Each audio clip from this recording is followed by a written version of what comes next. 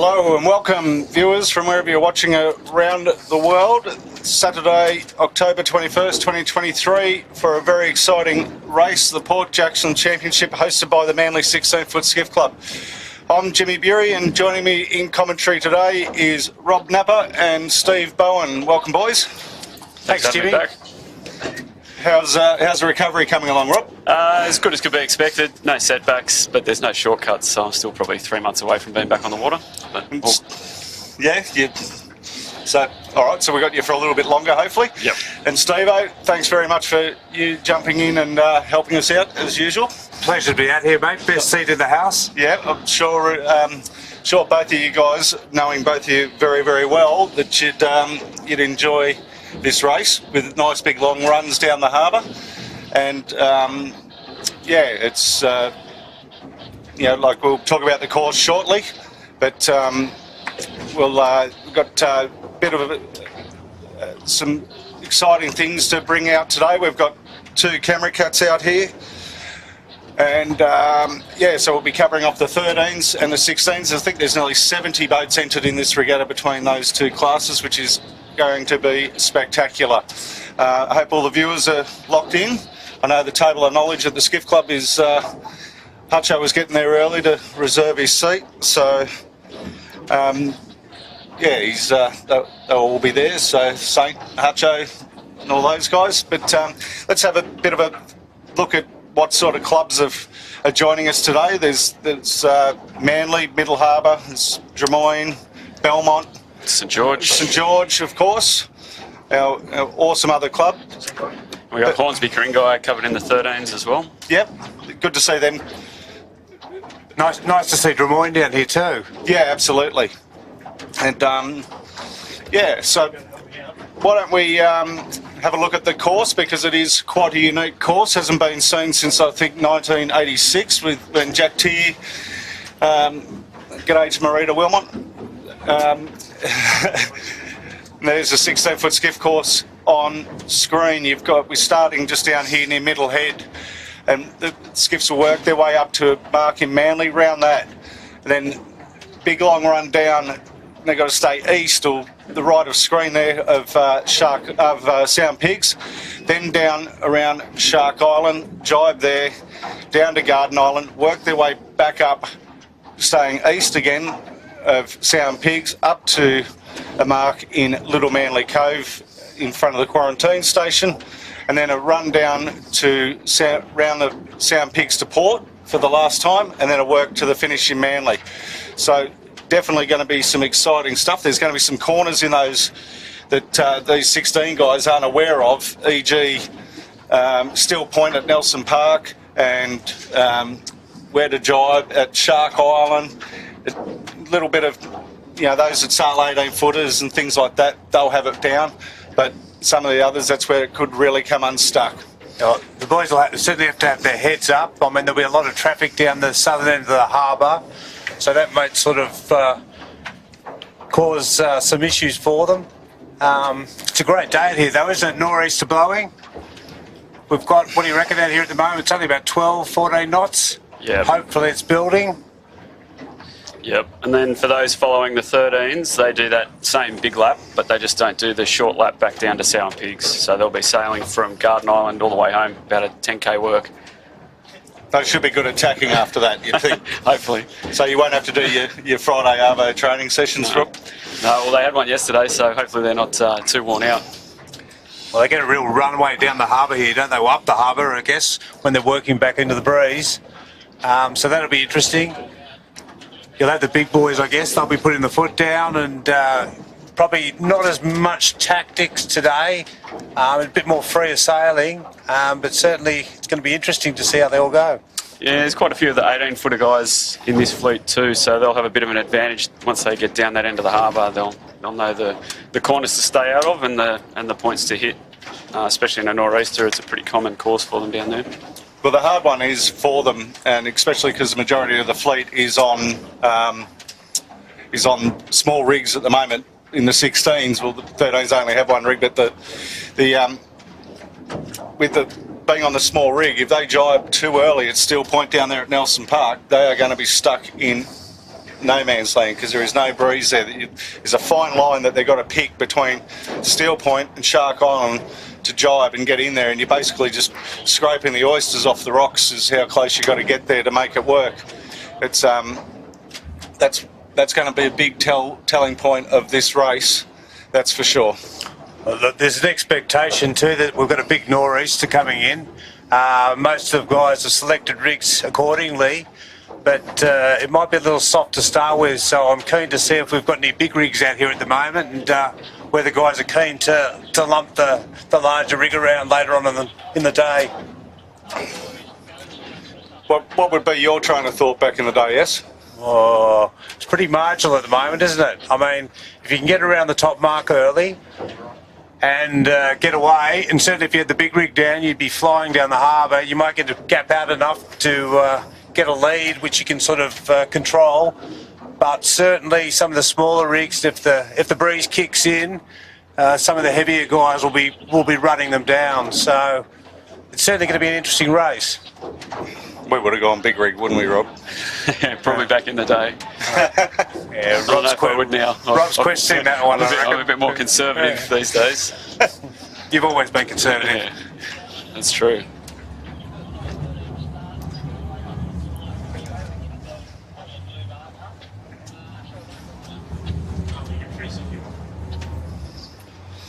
Okay, and we've got the list of entries of who's entered, or that we know have entered, and there's the 13-foot skiffs. Have a go at how many 13-foot skiffs have entered. It is friggin' awesome. Well, Kobe's obviously sailing. Is Ash? No, Ash is not sailing today. Didn't get a ride. The Ash man would have brained this one. He would have had some fun, I think. How do you rate Kobe for today?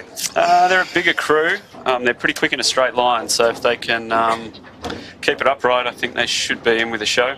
And who's the other contenders in the 13s? Right there on screen. Yeah, they won last week. They are quick.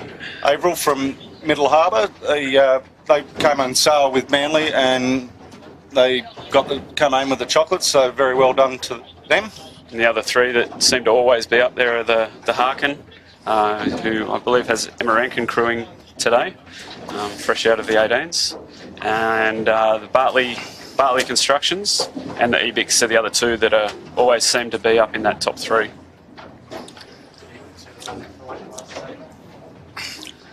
Yeah, I think the Ebixes, they've had a bit of work to do this week, or Clint had a bit of work to do on their boat this week after a bit of a mishap in the last club race, but they've got it all back together, and luckily no one was injured.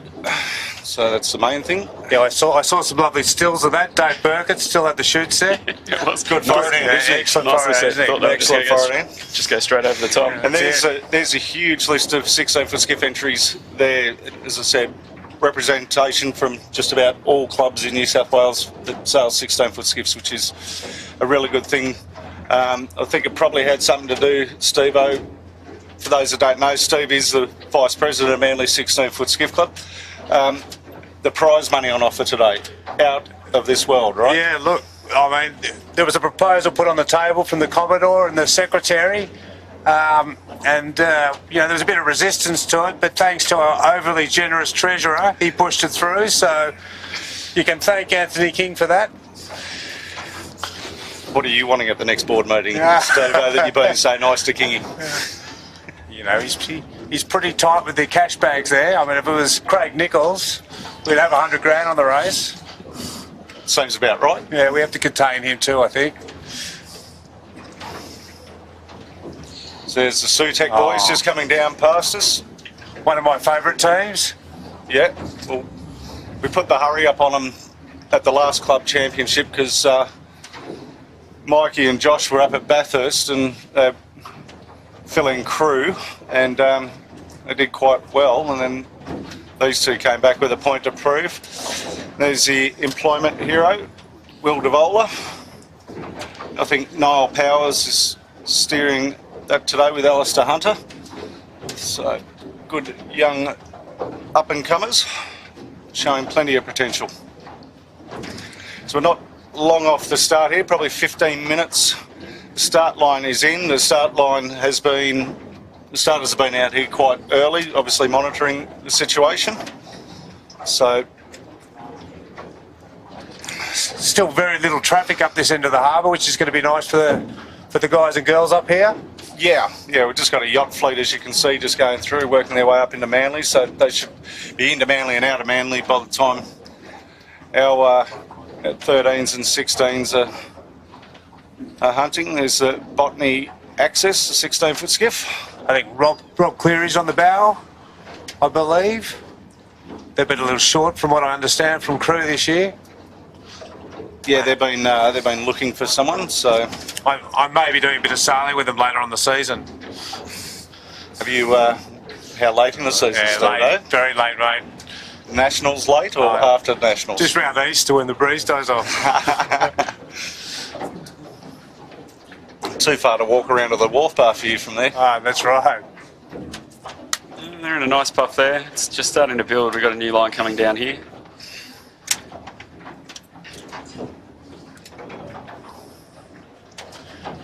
There was certainly a bit of apprehension in the rigging park about rig selection at the moment. It's early in the day, so normally we'd be starting at 2:30, but the earliest start, obviously, we're waiting for the breeze to build. So it's still big rig at the moment, but I think it will change very quickly. There's the Eric storage on screen from Middle Harbour. I think they've started their season with all wins there at Middle Harbour, so it'll be interesting to see how they go. And there's the Bang Crash boat from last week, the fluid building. Chad's steering that this week. Yeah, new skipper. I think Chad Beebe. Clint's had to put himself back in the closet for a week. Well, you get away with saying whatever you want to Clint. You two can sort it out later. So why don't we have a little dabble on pick the podium here? It's going to be an absolute terror, whoever gets this one right. Oh, after you, Rob. I wouldn't mind seeing the whole fleet down here to see if anyone's got a big rig in, because I think if there are any big rigs, they're going to take a big lead down to Garden Island. Yeah. I think you took the words right out of my mouth. I'm looking around frantically for the Noakes. I heard that they were considering big rig, but I can't see them as of yet. I personally think you'll be looking at some of the bigger crews today if this breeze kicks in. And the other variable will be whether you can get around the top mark. I think if you're in the top 5, you'll clear out, and there'll be a lot of fighting behind them as the boats are trying to roll each other. Yeah, it's going to be very cramped up in Manly, isn't it? Yeah. Yeah, well, certainly at Manly, the boat to beat's been the Imagine signage this year, and probably pretty closely followed by the Moonin. It's just interesting. It's always this first regatta of the season to see when all the clubs come together, who is actually going to be the quickest boat. So yeah, well, Ruffy Turner and the boys on Moonin after the first round of club championships, I think they took himself off to Luna Park to the House of Mirrors to have a good look at himself, and then they came out swinging last week and bounced back, but it wasn't the clubbies, so they've got a lot of work to do in the club championship. Rob and I have been in that position, I reckon, more times than we care to count. Yep. Normally with me falling out of the boat or something like that. So out in Panda Corner, we'll see if anyone gets caught up there today. In Panda Corner, yeah. Off Dobroyd Head. Certainly a day for some of the fitter sheet hands, I think, too.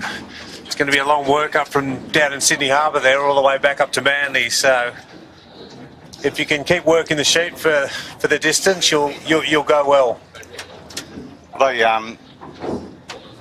Sheet hands get to have a little bit of a rest all the way down there, just about. So.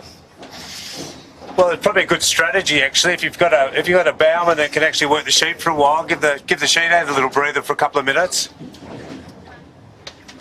Just keep transferring the responsibility around. We'll see how the forward hands feel after the long run down to Sydney Harbour too.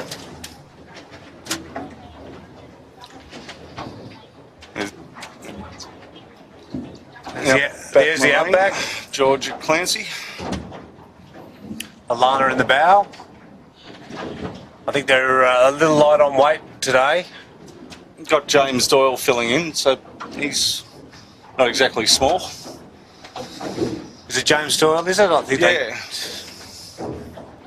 There's Red Pumps Red, Bruce Savage, probably the only skipper steering from wire today. Another reasonably lightweight crew, so they might do well getting in and out of Manly, these lighter crews, if the breeze stays down for the start. That was MH44 from Middle Harbour.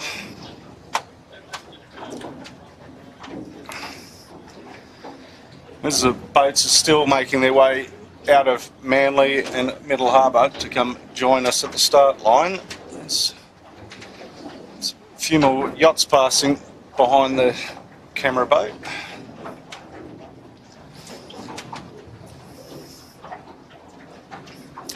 But this is going to be an incredible sight to see. Like nearly 70 boats coming out of Manly under Spinnaker, 16s and 13s combined. It's sort of wish they all went big rig now. Yeah, it's a real celebration of 16 and 13-foot skiff sailing, isn't it? And I believe, Steve, we're still talking about doing the same for the Botany Bay Championship as well, aren't we? For the, as far as the prize money and things like that goes. Yeah. So, and the Nationals are hosted by St George Club, so that's all excitement plus to come. I mean, it's a very different race from the botany race. I mean, you don't know what you're doing there. You're reaching here, and all of a sudden setting chutes and dropping chutes. This will be a bit more consistent, and it's a real known quantity for the sailors here. I guess this part of the harbour, probably for the Belmont guys, they're always a bit nervous down this end. So we'll see how they go, as I say, down the far end of the harbour.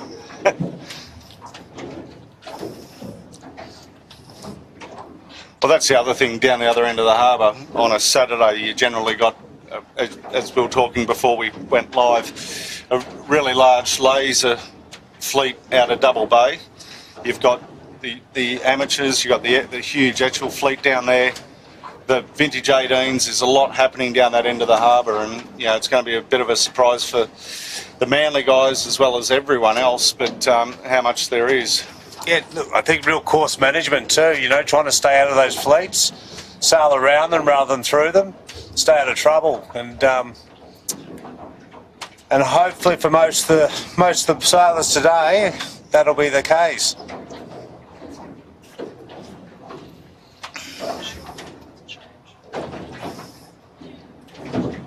Still fairly soft, isn't it, Rob? Yeah, just not kicking. We've still got a bit of haze around as well. It just hasn't burnt off. So we might have slightly softened. Have we sighted any big rigs yet? Haven't seen any yet. You'd certainly be wishing you had it in, wouldn't you? Well, you'd be wishing you had that in and everything else at the moment. Yeah.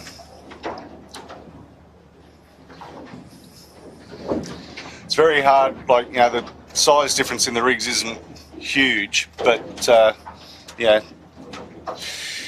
with the 16s in particular, you know, you've got to make your choice before you leave the beach. You can't just change it once you're out here. It's one of those things, and, you know, people are looking at forecasts and going, well, that's what's going to happen. And, you know, I know on one of the Facebook chats there was a bit of banter about big nor'east, run out tide, and I think trying to intimidate some other people on social media. It's part of the challenge of racing, I guess, isn't it? It starts an hour before. You've got to select your rig.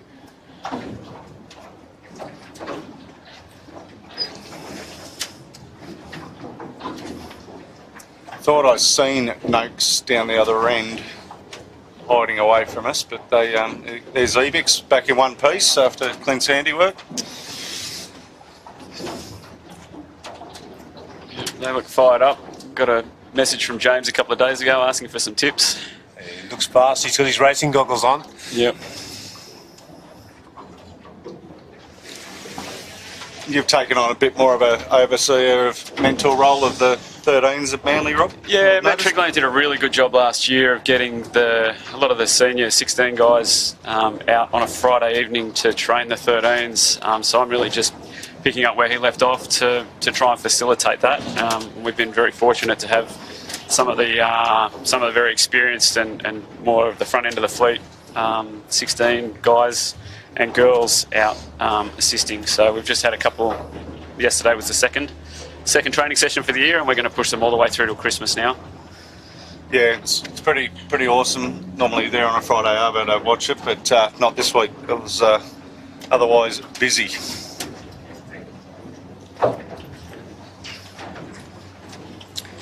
And how many are out for the training sessions? I think they had 6 or 7 out last night, which was good. They had Matt Stenner and Alex Hart and running the session, and then Nat, who does the bow for Bruce, went along as well. She was there to assist, and she was pretty keen to get out to see what she could learn as well from those guys, and I think she had quite a good time. Picked up a few little tips.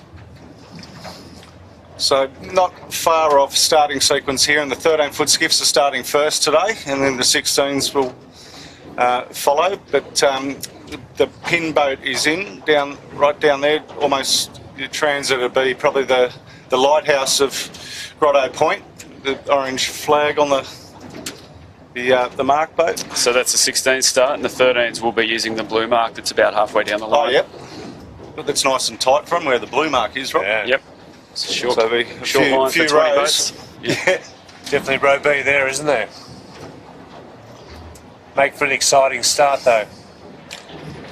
Well, I guess one advantage is being a slightly longer race. We don't, the start isn't so critical. It's about the endurance here. Yes. There's certainly a different range of challenges today. Where would you be starting, Rob? Probably traditionally we're trying to get down a bit further to the pin and get in under Dobroyd for that first tack out. And there's not a lot of east in the breeze, so I'd say that's probably the way to go. You just got to tack out before you run out of pressure under those cliffs.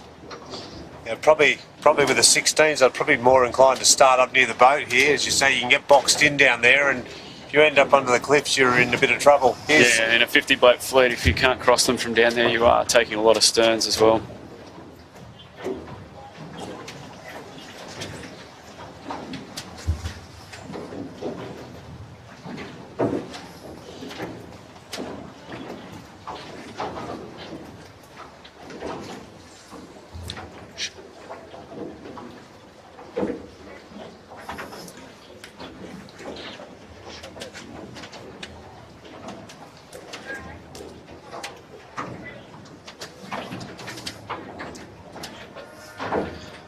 There's the 5-minute signals for the 13-foot skiffs. Yeah, a lot of nervous young kids here.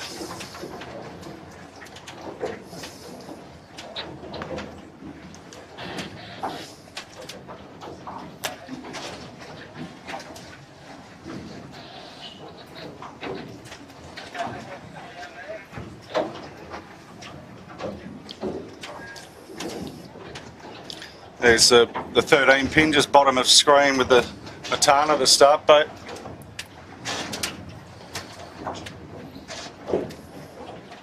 Looks like quite a long line on screen, but it's actually pretty tight when we're looking at it on water. Coming through here.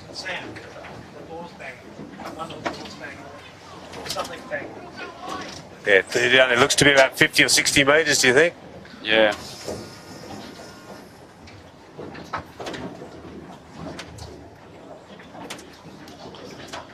So we never got round to it. Who are your picks here for the 16s, Rob? I think I'm going to split the clubs here, and I'm going to pick 3 from 3 different clubs. I can't go past Imagine Signage with the form that they've had lately. I think the Noakes will probably be quick, especially if the breeze comes up. They've got Sarah Lee steering, so no weight in the boat, but they've got both the boys are pretty big. I think they're around 90-95 kilos, so they'll have plenty of horsepower. And then from Belmont, I think the Macon brothers have they won the club championship heat last week on the Skelcon. I think they found a bit of form, so I think that's going to be my top 3 pick for today. What about you, Steve? Well, look, you're probably far more conversant with what's going on around all the different clubs. I think I'll stay homegrown. I think Ruppy's pretty pumped up today. So Moon and Yachts. They've got some fairly fit boys there in the crew. Who else will we have? I'm going to go to Cunningham's. I'm expecting the breeze to come in. Big Paulie, he was pretty pumped at work yesterday. How's his fitness levels going, Steve? Well, that's a different story, but... Does he know how far down the Harbour Garden Island is? I'm speculating that the breeze is going to come into about 25 knots, and that's going to play to his advantage. I thought if we're going to see a big rig, it would be them today. They are our top weights. Yeah, well, they'll be moving pretty quick up the harbour, as I say, if this breeze does kick. But at the moment, it's building very, very slowly. I think sea breeze. The expectation though was it was going to come in one big blast. We're not seeing it yet. Just approaching. Who's your third one? Oh, third. Give me a code. Well, probably Noakes. I don't think you can go past them either. Plenty of experience down that end of the harbour with Ricky Bridge as well. Yep, ex-JJ champion with Napo and Mike McKenzie on the SMEG.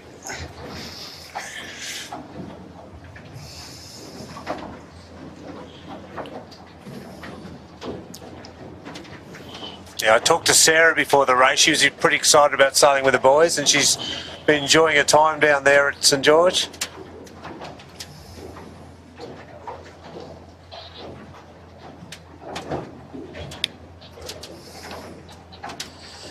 So we're approaching a minute here for the 13s, and there's still not many boats near the line, actually. I would have thought we'd see them a bit closer. The other good thing to note, Rob, is all the 16s are giving them plenty of space on the line, which is awesome to see.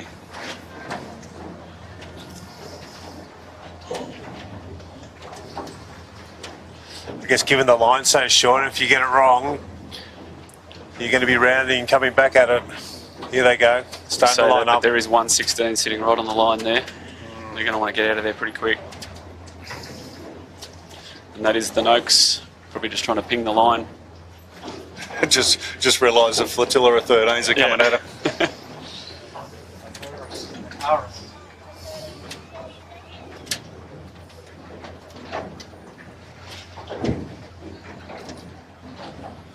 They're looking pretty well advanced there. They are, aren't they?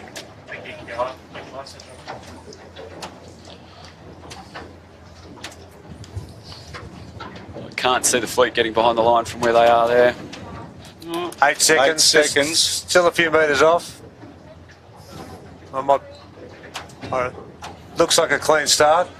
Yeah, they've managed to get back there. Yeah, well, the tide's roughly slack now. So, you know, it's high tide right now. We've got a confirmed clear start from the pin end. Yep. Looks like it was a pin end start too. Those two that have come off the pin look like they're already slightly advanced on the fleet. Ebix and Plonk and Harkin down the pin end. The three suspects you picked, Rob? Yeah. I think they'll... Expecting them to at least get up to Manly in good shape. Not sure how they're all going to go once they get down the other end of the harbour. Is that the fluid there to windward? It looks like it, doesn't it? They've really stepped off the fleet there. They didn't do a double tack, did they? No, they stayed very high off the start boat. Yep, just got that nice little right-hand shift.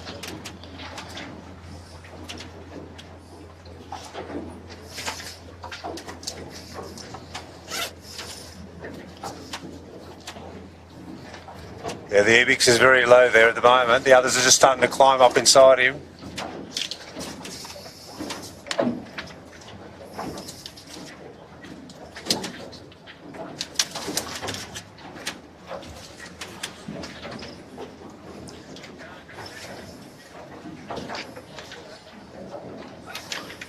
First tack, what do you think? I think the fluid's going to have them.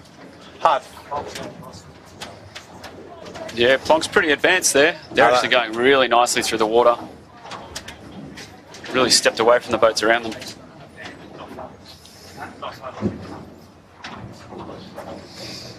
Just get the cross still. Yeah, they've certainly got plenty of boat speed, don't they? Yep. Just get the cross. Maybe slightly low, but certainly very fast through the water.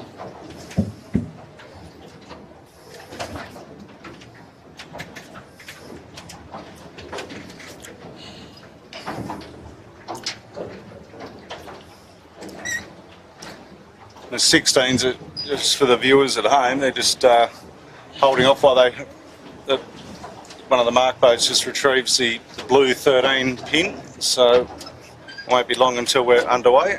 Yeah. And there's Plonk. Wow. Very nicely trimmed, low on the wire. Absolutely. That's how I used to sail you all the time, Rob. Slightly into windward. That's for you, Jimmy. I'm going to leave that one alone. If I was yelling at you, you might have been. Riding you home up the last work. Rob doubles as a jockey on the last work for me. Damien Oliver, huh? So Plonk has come back now. On port, they're looking like they're going to cross the fleet quite comfortably there. Very hard from here to see the breeze, though, isn't it? Oh, force back, as I say it. It's the Cybertech group, I think, got them. Yeah. Fluid were just down there, and they got some wheels as well. Well, you were saying that they're quick in a straight line. There's a proof. They're one of the heavier crews, and they have certainly got some good straight line speed. They're actually not too bad around corners either. They just can't seem to pick where to go. There's Botany's scaffold. Sophie and Bella. Yep.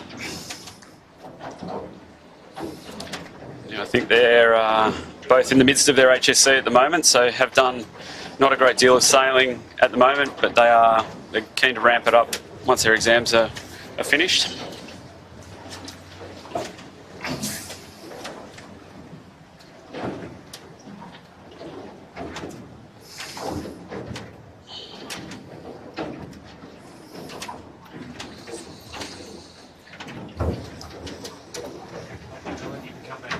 A little bit of swell out here too at the moment, isn't there?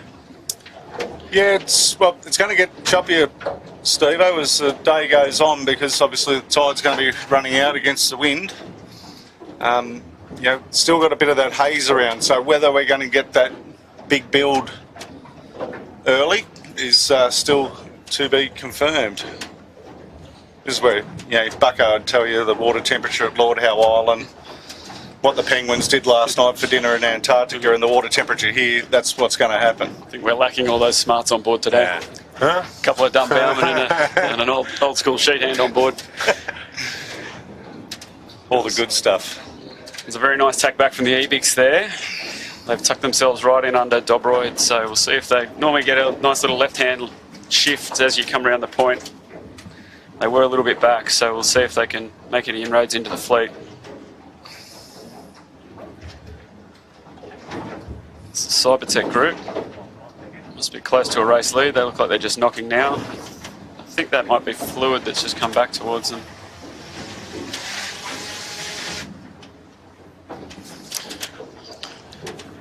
Yeah, you've definitely got to get in that bomby, don't you? Yep, small dip on the Fluid. So that's probably our top two at the moment.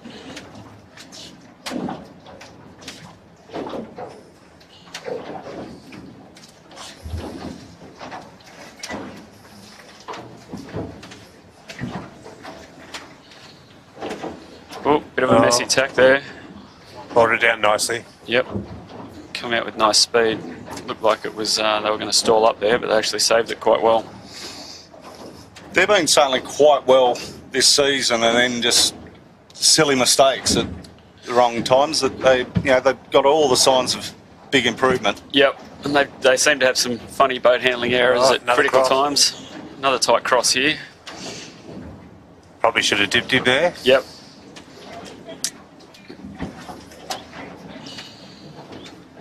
Certainly still nice and tight at the front end of that fleet.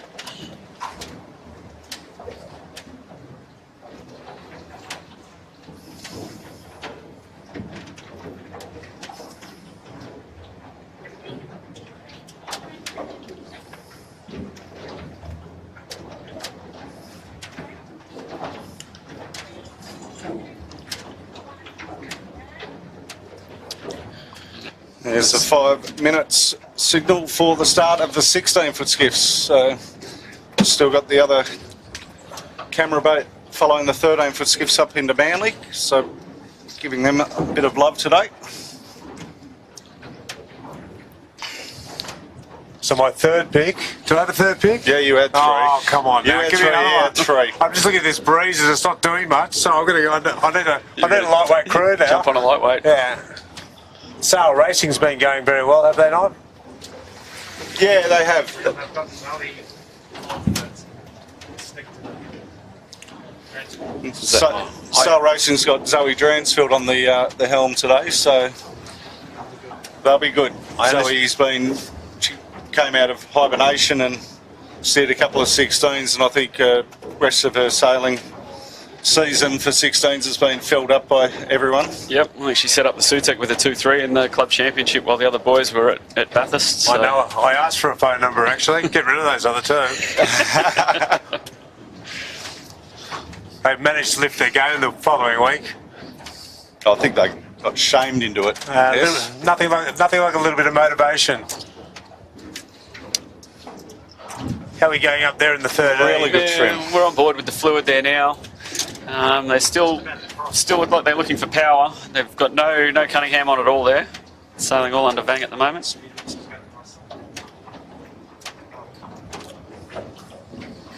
Well, It certainly looks a lot softer than what everyone was expecting at the moment. back here with the 16-foot skiff starts.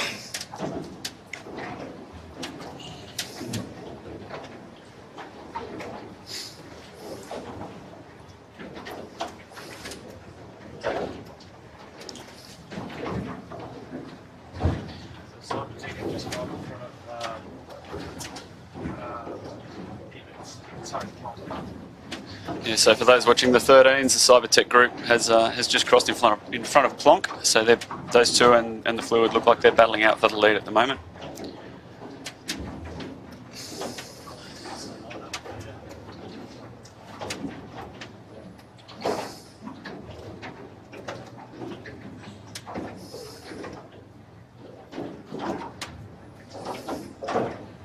Nice shot of the front of the fleet there. Another tight cross coming up. Looks like they've lost out going into that shore. Which is unusual. Normally working up that shore is like the Dobride Head shore is the way to go, going up into Manly. And that was the advice I gave the boys before the race, so I'm sure that'll be my fault. Shame. It's all right, Rob. I gave Kobe all the info for down the other end, so I'll make him come good down the other end for you.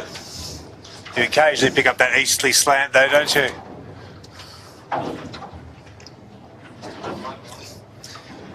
Here we go, minute 40-ish for the start of the 16-foot skiffs, and boy, are we in for a treat. Those 13s are going to be up there pretty quick. Yeah, it looks like the 13s will clear it out before the 16s get anywhere close.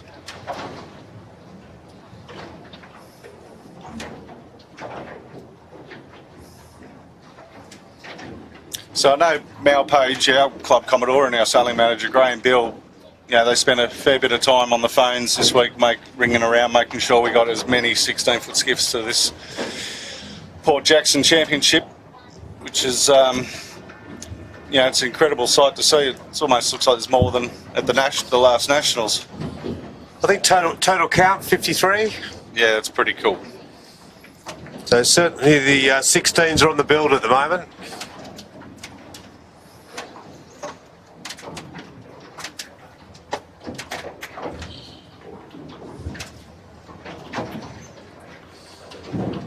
"35 seconds, they're all still well off the line at the moment." Yeah, they are looking quite well behaved. You've got a few moving up towards the pin now.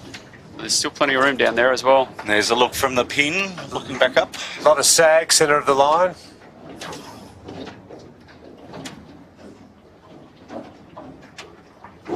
That's the fire stopping is sitting a bit proud.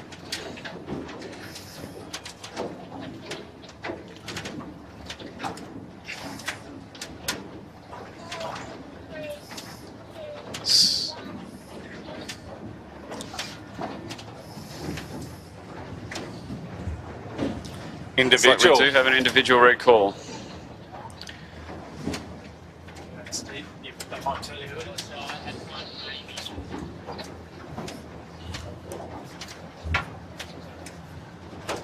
See if we can get that information for you.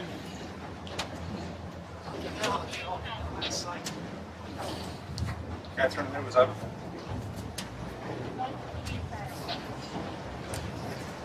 All we know is it was a boat with a clear sail, is the information I just got off the start boat.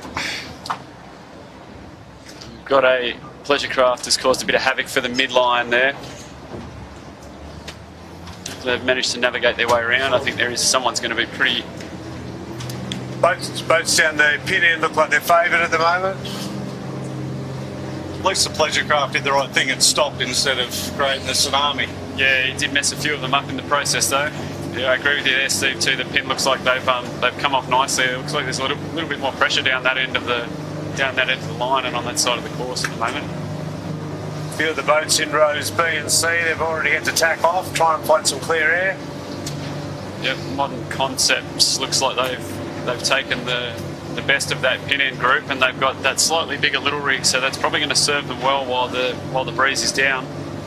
Moonin look quick through the water too at the moment. Yep, just up off their hip.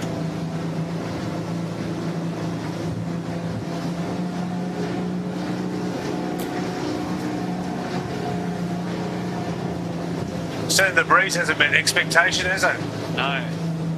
Just at the start, there was a few big puffs went behind us and we were sitting at the start boat, so it's starting to build. It's just a case of how long until it builds.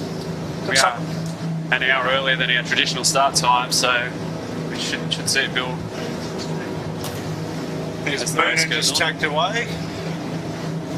Moonin Yachts. Modern Concepts just tacking away with them. Like they're on a slightly higher line there, Modern Concepts. They've just come back down now. Like with the little riggers, you know, you can get away with it if you can keep two on the wire. Well, they're certainly underpowered, aren't they? There's a few big holes down here under Dobroyd. If you can get out here, there's a fair bit of breeze running around the point. Once you get into that, I'd sort of... Rubbies decide to go early, try and get back out in that breeze. There's a bit of crouching going on out here too, or plenty of crouching at the moment. Yeah, there's a nice line coming down to the fleet from Dobroyd now. I think... Looks like Modern Concepts will drop into that. Yep, and the Moonin's already in it. Just bring it around the outside.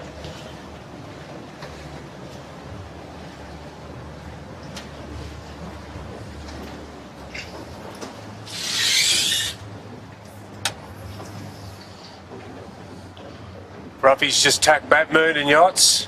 Got a cross coming here between Modern Concepts and Moonin.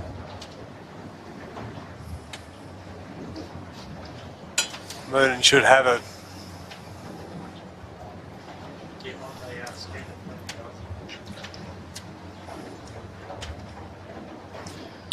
Just got a message from our eyes back at the somewhere, Jack and Andrew, saying the boat that was over was a Belmont boat with a little light blue colour patch. Here comes Moonin. He's just about to work into some breeze here. Modern's just sort of stepped at it for the moment. It just depends whether they can stay in as they come back around the corner. If they do, I'd suggest they'll get a fairly large jump. Yeah, He's not nice tack back onto a lift. They picked that beautifully. Carried breeze all the way in, and they're going to carry it all the way back out now. And there's the 13s just going around the top mark. Airbigs and fluid already around.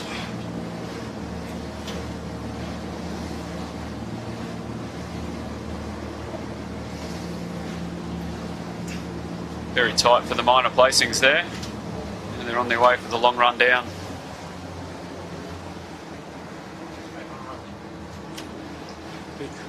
Here's Moonin again. I wouldn't be surprised if he takes another tack back in shortly. Bit of fleet management. Just did a nice little 1-2 on the fleet there, didn't he? That little dig in. Adam Gilson just sent me the boat that was over. Hold on. What's he want?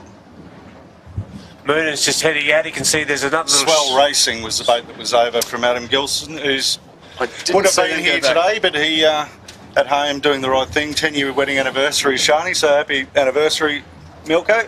Well, the Swell Racing is the Light and Wonder from last year, so Very quick boat that we probably left off our podium picks. Doesn't look like they're going to feature. I didn't see if they went back, but I didn't see them heading back at any point.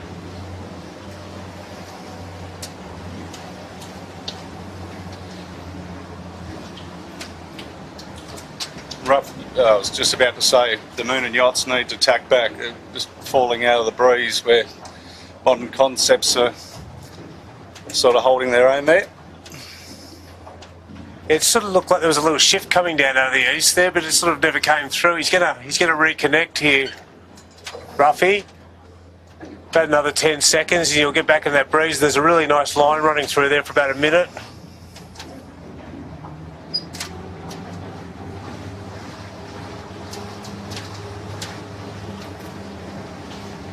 He's certainly coming into some nice pressure now.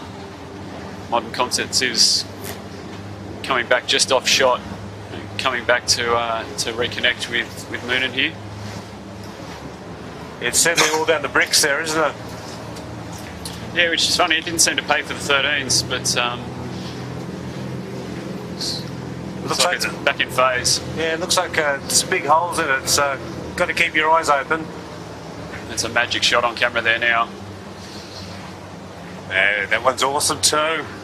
Who are these crew?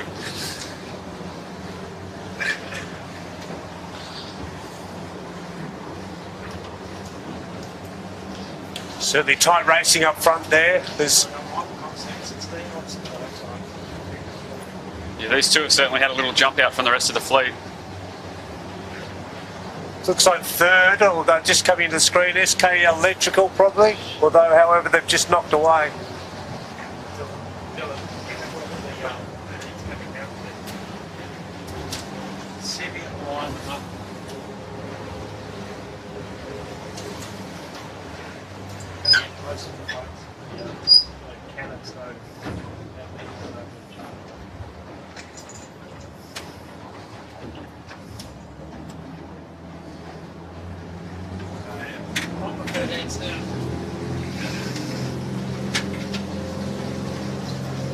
Plunk's got a little bit of work to do.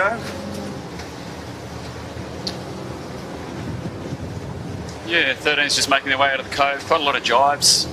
Just not that pressure where we thought they might just straight around the top mark and port all the way down the harbour. They have had to work their way through here. And I think there'll be some nervous people jibing early with the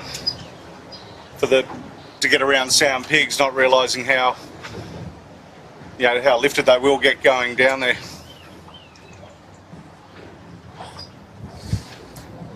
Bit of management here too. Obviously they're all trying to stay to the east and stay out of the 16s.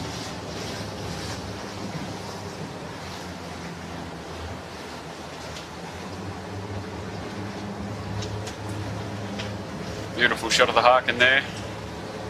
They've taken the low road out. They look like they've got plenty of pressure coming. He's got a nice line there at the moment. He's down about 10-15 degrees on the others.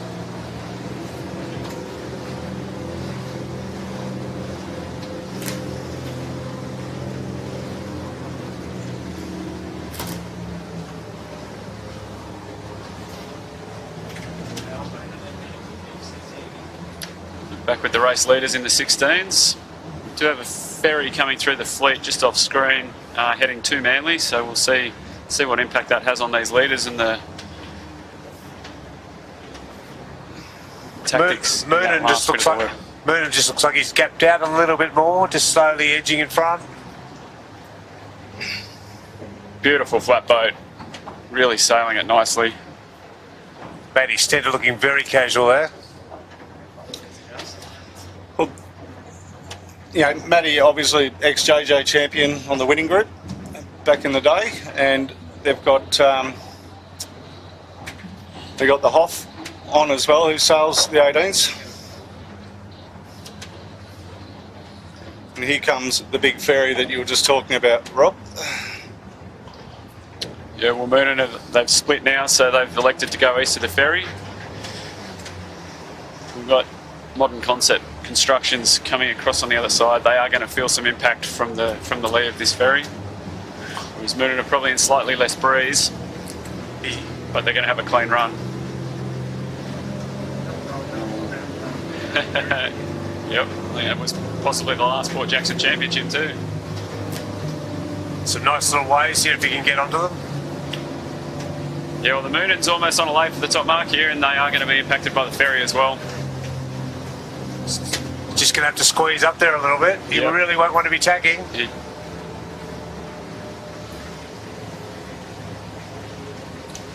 These just taking the higher line, boys are coming back into the boat. Breeze is going very soft up in here.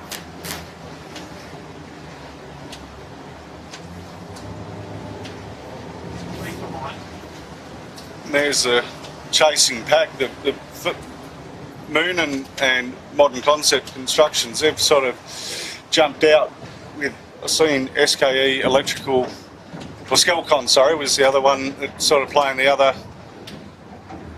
sort of similar line to Ruffy coming up, so they're holding in there.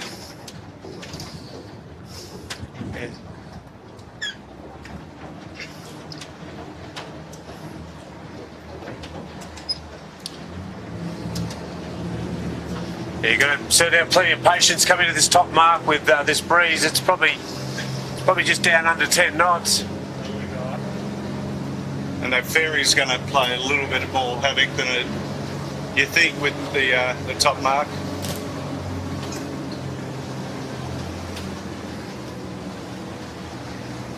There's one.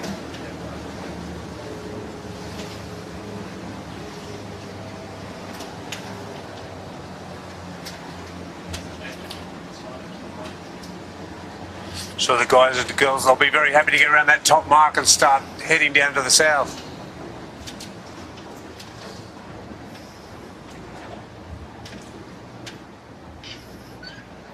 yeah, so the Moonan did feel the impact of that ferry. It's put them under the mark.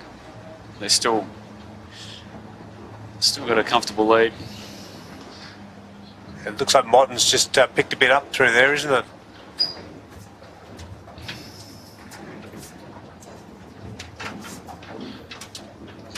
So there's our leader, Moonan Yachts, first around.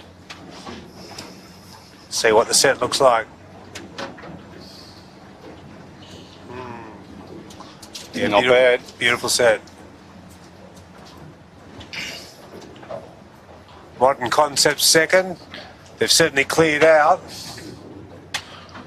Moonan's gone straight into a jibe. He's going to go deep and try and pick up some more breeze down to the west. Modern's electing to come to the east at the moment. I think it gets down to, Steve, as you see there in the background, all the other skiffs working their way up into Manly, and it's a very tight point here between Smedley's and Reef Beach, and you've got to. I think Modern Concepts has gone for the approach of I'll go over the top of the majority of the fleet, where Ruffy's trying to weave his way through on the Moon. And well, Modern looks like he's got a nice little bullet there at the moment. Just finding his way through easily. So it's imagine signage in third place. very nice set. Brett Davis on the sheet, down from Belmont. How's he looking at the moment? Has he been still into the Christmas pies, or he's down on weight? Just off screen, we've got my boys on the Omi come round in fourth. Did you have a chat to him this morning, Rob? I did. Had a good chat with them before the race. Did anyone listen? No, I don't think so. Oh. It's like talking to the kids. They're certainly very talented, all in their own right. I don't think they really need me helping them out. There's plenty of experience down there at southern end of the harbour with Trent on board, isn't there? Yep, and Hugh spent plenty of time sailing 18s down there.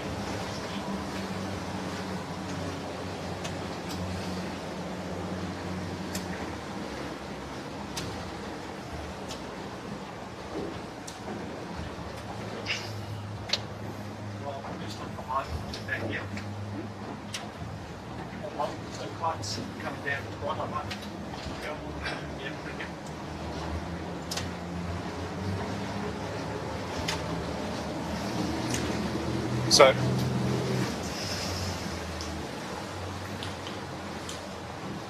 So here's the start of the nice long run down the harbour. So it's certainly a lot more challenging back there where they are on the screen at the moment. Getting constantly rolled by other boats and trying to navigate your way through. Sail Racing's caught in that group there. Red Pumps look like they've got a few issues with the kite. Waiting a little windy there. Hopefully should pop. There's the Typhoon. Pete Graham, where's Alan? And Ed Diggles. And we just saw the There's the Outback. Would have expected with a lighter crew they might have been a bit further advanced.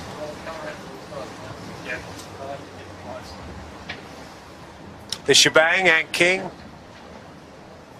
Told me he's just out for a leisurely cruise around the harbour today. I don't think he'll be throwing all his energies into it. well, they've been sailing actually pretty good for the start of the season, the Shebang boys. Yeah, I think he's been pretty consistent. There's a bit of a battle going on between him and the fluid.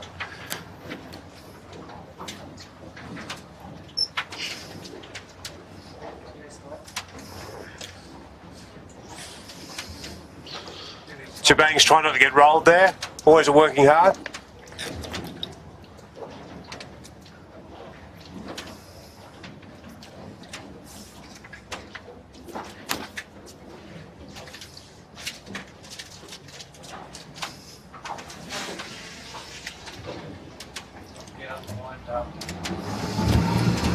What are you seeing down the harbour there, Rob? Turns of breeze.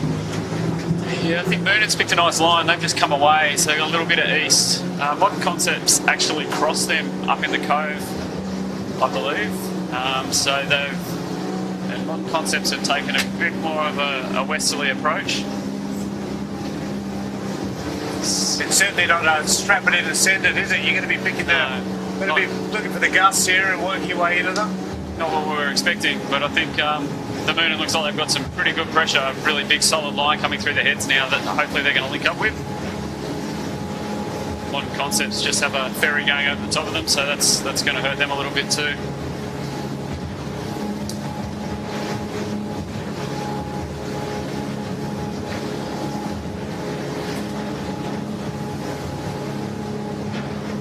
Beautiful shot there of the chasing pack.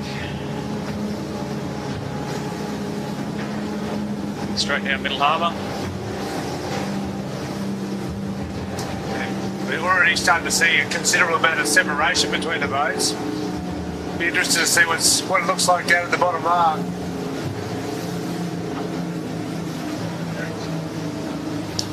Just on screen there, Eric Storage in the chasing pack. Not out of it, but the leading two, Moonan Yachts and Modern Concept Constructions, have definitely put the hammers down early, haven't they? Starting to get in a bit of seaway here too. Not going to be the most comfortable ride through this southern part of the heads. Few yachts just coming going for a through. jibe. Not one of their cleanest. No, it's safe though. Get a fair bit of swell and chop here though, so it's fairly challenging. Got an interesting cross coming up here now. Modern Concepts has got into that slightly easterly slant that And a bit more pressure there, Rob, as well. Yep. Yeah, this is going to be very close. Robbie's just pushing down some of this swell here at the moment, taking advantage of it.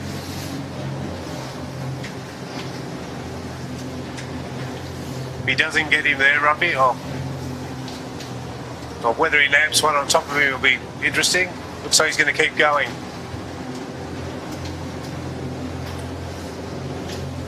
And the breeze is kicked when you just look out the back of the camera cat. The breeze is kicking, so it's going to be a fruity little run down here for the second run for these guys when they come back down to the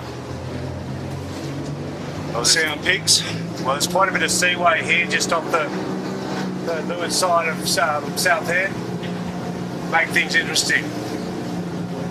As you'll see just off screen, we're catching up to the back of the 13 fleet now, and there's been a few already come unstuck probably in their jives down this end of the track. That was a much better jive from the moon in there. And they are in plenty of pressure.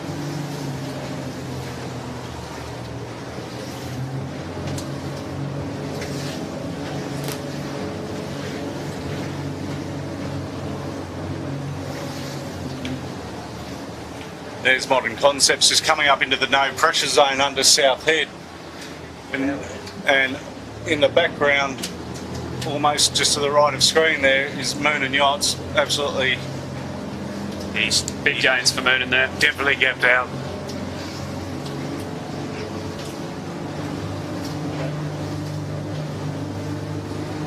So that's South Head in the background for the viewers of around the place.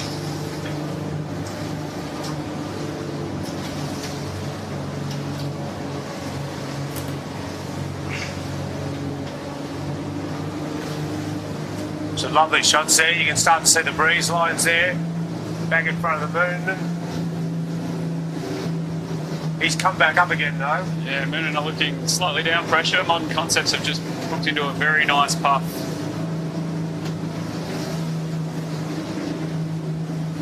Looks very soft in Watson's Bay. So Modern Concepts are heading probably another 200-300 metres. They'll might reconsider their position.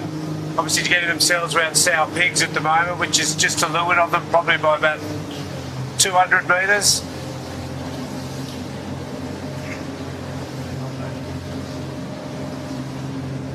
Moon has just picked up the breeze again. It's got a nice little bullet coming through there.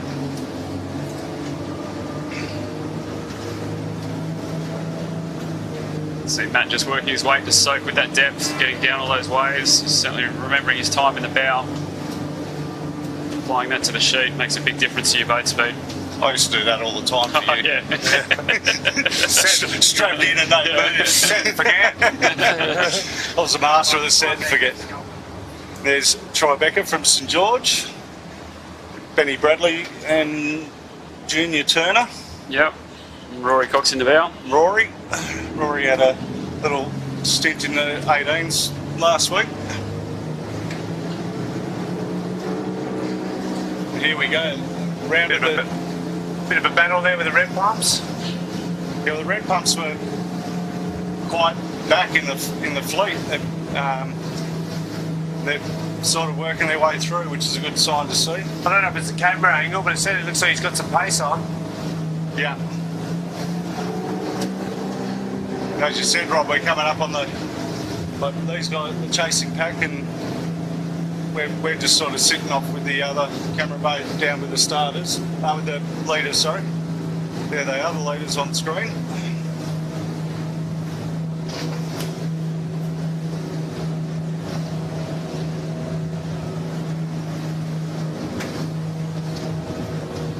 It's your 1-2, and they have just extended away from the fleet.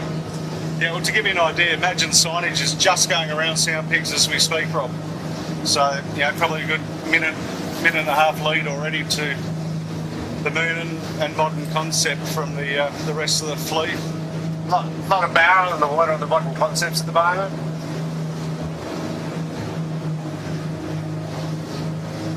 Really starting to bend there too, aren't they, the Moon? And it's got easy. Back on Ivy. I don't know if they've had a swim or if they've... Not sure what's happened there. They were sitting in 3rd or 4th, so they'll be disappointed with that.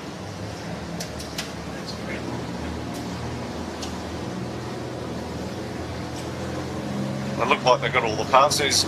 Yeah. Second place. Back to the bottom. Didn't look like a breakage. They just get to the heart. We're just coming down into the main harbour now. There's certainly a lot more traffic down here to contend with. A lot of traffic, and there's a lot of luck too. Even in the camera cat, we're feeling it. Trying to be nice to you, Rob. Yep.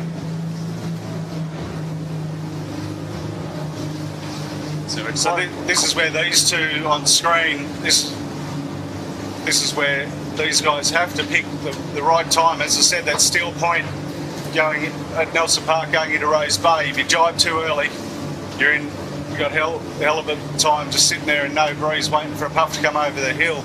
You leave it too late, you're going to have to knock the chute off to get over Shark Island.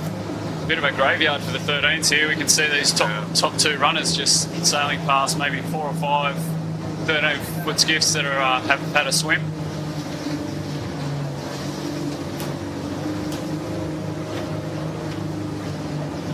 Hopefully there's not too many challenges for the rescue craft down this end of the harbour. It's a long tow home. Gives you an idea of how far in front these guys are.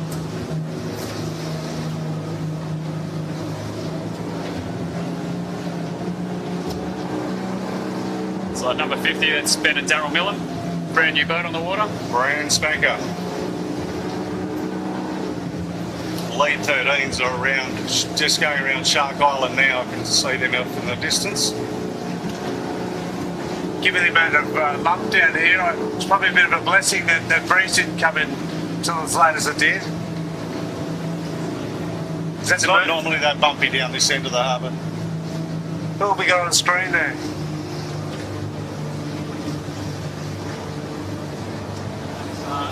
Modern concepts. It is, Steve.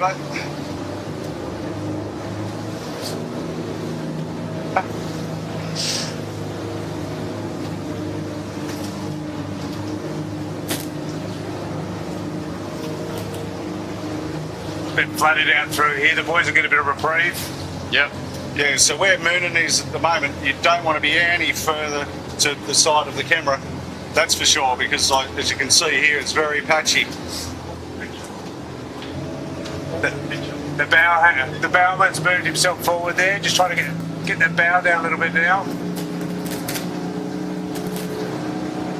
Certainly plenty of pressure down here though. They're on a really nice line there. Just going past Botany Scaffold 13. In the background, the modern concept 13-foot skiff is set to knock their spinnaker off. Misjudged that rounding around the island. They're looking a bit hot there, aren't they? Yeah, there's a couple more 13s in front of the Moonan here. And Moonan are actually now looking quite hot as well. Yeah, I think Matty Stenner's done this many a time where it's like you feel like you sort of aim at the middle of the island here in the background, and then it slowly lifts you up. You've just got to have the patience to have the belief that you're going to get there, and it's, you know, the 18s have to go around the YA mark here, which is assuming that's what we're doing with the 16s. They look fairly comfortable there. They've got a little soft spot coming, then a big bullet, so they're going to try and put the work in early to get that bite. There's the soft spot. They've got a bit of assistance from one of the 13s there, just giving them a little bit of bad air, which is going to help them get up to this mark. Yeah, I just saw Simon take himself up on wire there. There was an expectation that was going to happen. Yep, comfortably made. That's really good how they picked that there. And it's virtually a perfect lay round there, wasn't it? Now this is, there's, what we got here on Strange Shebang and the Mighty Fire stopping.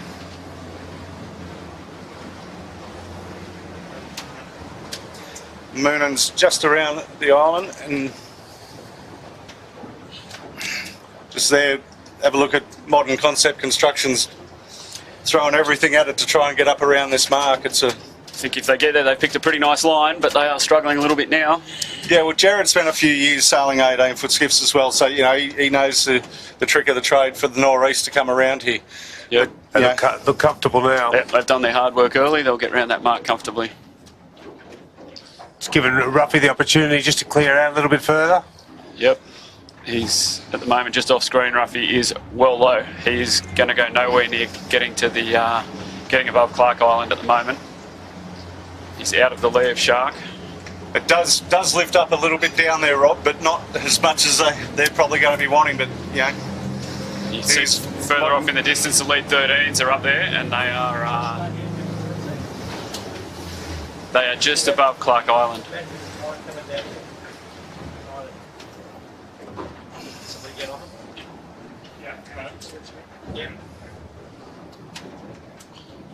Trying to get a shot here of the Imagine signage. They've taken the low line in. They're putting in the hard work now. They look fairly comfortable there. And they seem to have closed the gap a little bit to the leaders, but not as much as they'd probably hoped to like. Brett will definitely earn his dinner keep tonight for the work back up the harbour.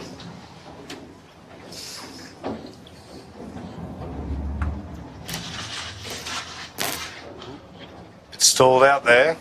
Very slow, they're in trouble here. Yeah. They're in big trouble. They're Just rounding say up. that. So, Bretto. Yep. Count the keel, son. The big silver back out on the wire. Managed to swing it back down. The Christmas cake's paid off.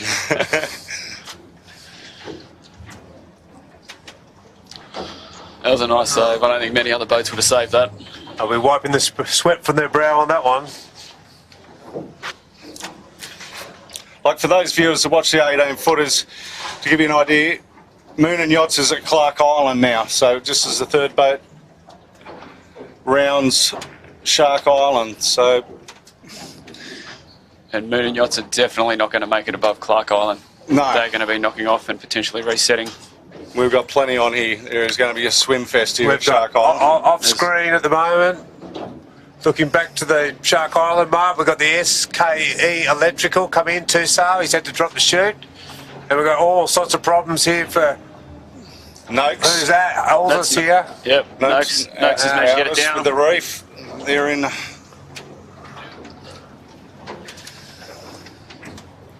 So that's Altus down. Noakes are just getting around the mark now. They'll be resetting.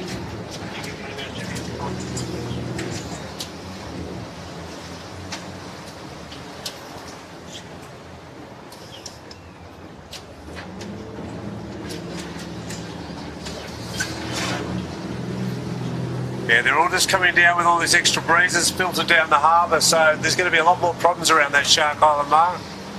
Pepsi backs.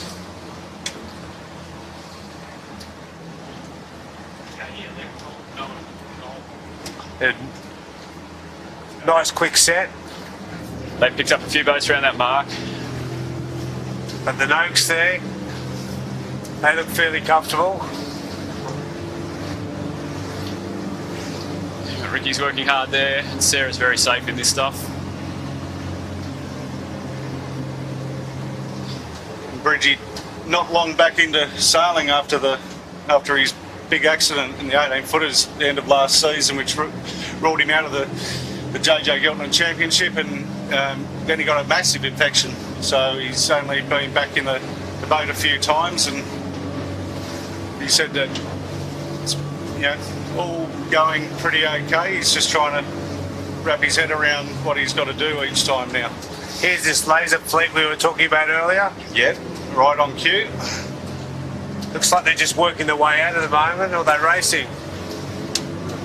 They're racing. They don't come out of the bay. They've got in too much trouble with port authorities so many times. The Noakes is going to have a tight cross here with the yacht. We should be just in front.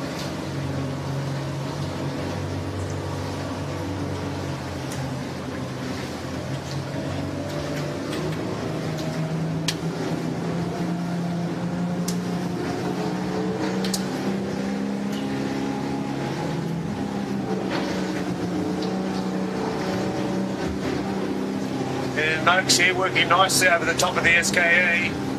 They look really slow in the water at the moment. I don't know what the crew weight is there on the SKE, but certainly Mackie and Bridgie, they're just going straight over the top of them.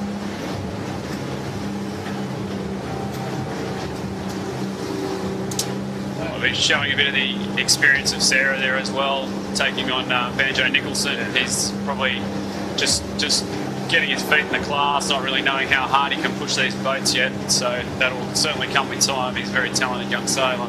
You can see, you can see Bridgie's just rolling that front edge of the chute, whereas I'm looking out the side window. Apologies, back to screen.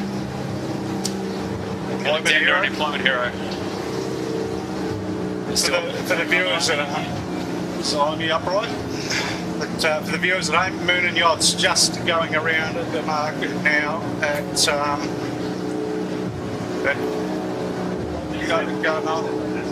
Garden Island. There you can see we've got the SKE and Noakes again on screen. The Noakes is absolutely dominating the SKE there. The SKE's dropped their chute. Bridgie's just rolling that chute. They're trying to get over the top of Clark Island at the moment. He looks pretty good.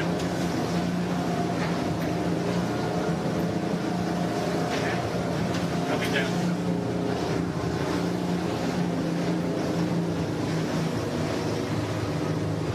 comfortably around there for the Noakes, but they're still going to have to drop to get up to this mark. So Imagine Signage have already dropped. They're working their way back up to the mark now. Made a lot of ground up there, haven't they? They have. Modern Concepts are just going around the bottom mark in front of them now. Come around and see them in a sec. Ooh, not sure who that is.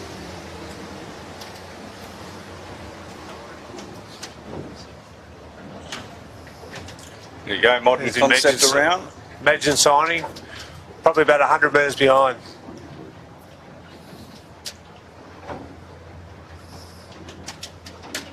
For those following the 13s, looks like we've got Ebix has got a comfortable lead at the moment, followed by Cybertech Group and Plonk. Few casualties down the kite run from the sounds of things. Probably the only 3 that didn't swim. Imagine Signage around the bottom mark now in hot pursuit of Modern Concepts. My game plan would have been exactly what Modern Concepts have just done there. Get around this mark, tack early, so you're not under the lead of Bradley's. Looks like where Moonen is across is, they've actually got pressure there, sort of midstream. He's got a nice big loose cover there. Oh, who have we got? Here's some of the back markers trying to get around Shark Island. Way overstood it. That's shoots coming down for sure. Sooner rather than later. I would suggest you do it now. What about now? And now? And flew. Oh, No, maybe they think they're going to get it around. Noakes next around. So that's our 4th place boat on course.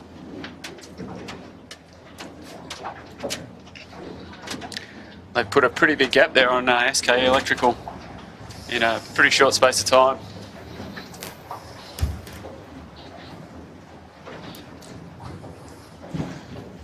So 5th SKE Electrical, 6 red pumps. That's the Modern Concept Construction 13-foot skiff in shot. Yeah, I think they'll probably be sitting 4th in the 13s. Starting to pull some gear on there.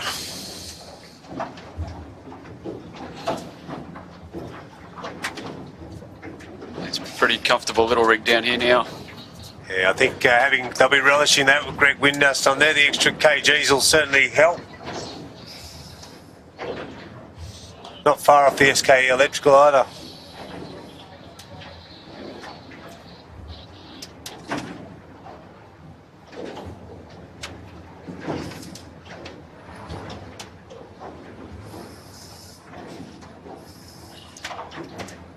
TTR Civil, is it? Who's steering that? Phil Bauer. He's an old hand in these things, lots of experience. Illawarra. No, Isn't he? St George. Come on, Steve. Oh, St George, sorry. X, I would say X, I should say. We can say him. He's sailing very nice. So there's a lot more compressed coming down here, around with the 10th placing. What are we at, 7th?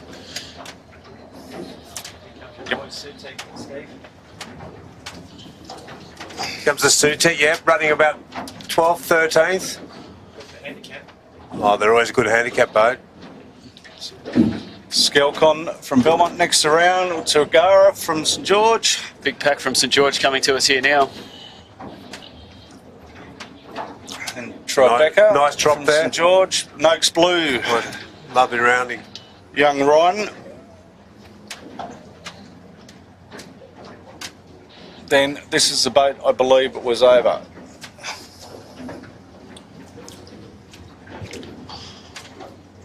Yeah, that is the Swell Racing. Sutek and Cunningham's. 2 of your picks. Right. Well, that's what we were going for, wasn't it? Handicap? Well, that's where all the prize money is, S.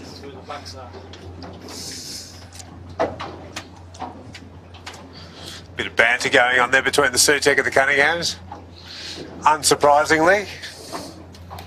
What do you reckon Paulie's thinking right now? He's telling them he's going to eat them up. Unfortunately, he doesn't have James's fitness. That's where he's lacking. Yeah, he might eat him up over the first 500 metres. Then he's got about 9.5 k's to go. Next around will be the Eric Storage. Probably hoping to be a bit further advanced than where they are.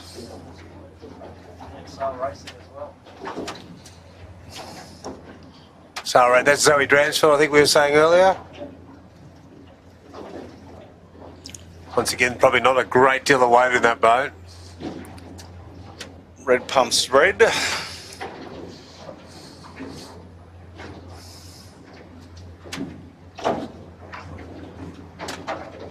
Ah, found the fire stopping finally. Just to the left of that shot, floundering in the water off Clark Island.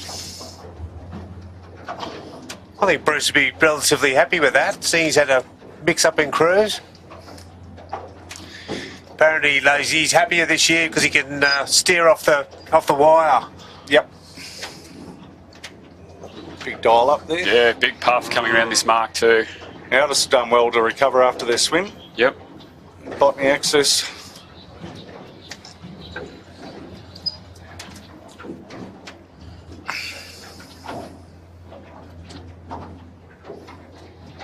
Comes the shebang. Fairly tight here, isn't it? Yep. And the You'll want a good rounding. fluid taking a bit of momentum over the top of a couple of these boats here. This could be interesting. Yeah, Imey from their early form. Back in the pack a bit now. Nice routing from the fluid. Imey's just trying to squeeze on the inside there. The Ronston 13 just got loaded up.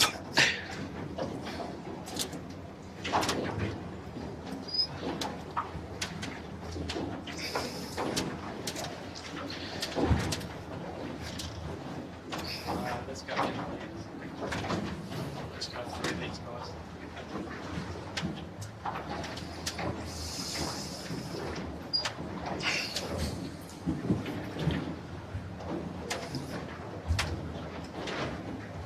Some very tired forward ends. I think down so. here. Yep. I'm sure they're pleased to have ticked that box. Tick that one, move on to the next.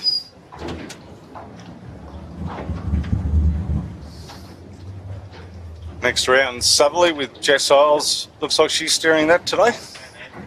And Andrew Isles. There's a fire stopping. Got a lot of work to Nice rounding. do to get back up there.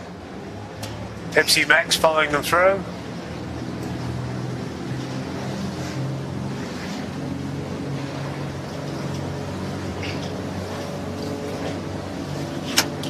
Just heading up course again. Just trying to pick a hole through here. There's a nice big darkie coming down on this bottom mark. You want to have your eyes out of the boat. It's really starting to kick down here now. Genuine little rig.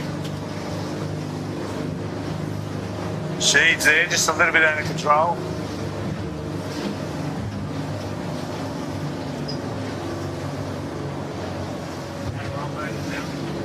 Back to our race lead.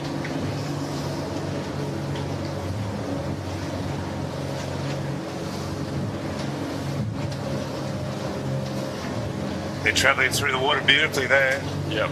Good trim. Taking a step back in the boat just to get through this chop as well. 4.5 looks good. Moving very nicely through the water. Yeah, I think after the disappointment of the first two heats of the clubbies, these guys have got a point to prove, right? Yep. Yeah, given all the chop, they'll be just sailing a slightly lower line. See the sheets off, main sheets off a bit.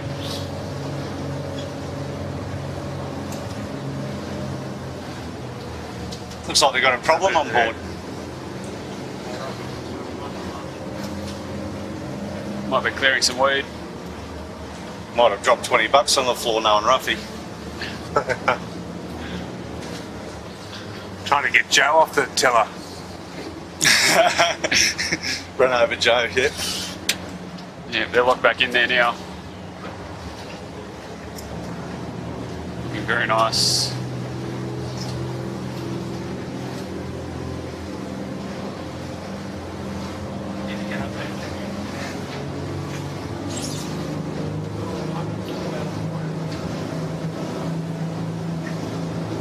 Got Sow Racing there.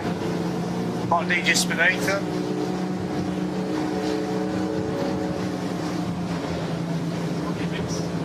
Evix, I think, is the lead 13 at the moment. Etchel's coming through here. Sow Racing's just going to maybe cross them. You want to have good blinkers. Evix there. There we go.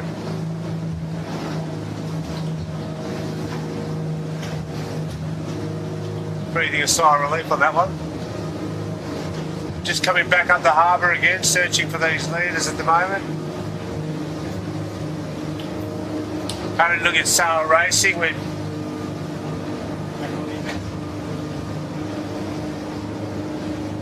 That's our race leader there, is it, Rob? Yep, race leader in the 13s. They've come into plenty of pressure. This breeze has really built now. Beautiful nor'easter.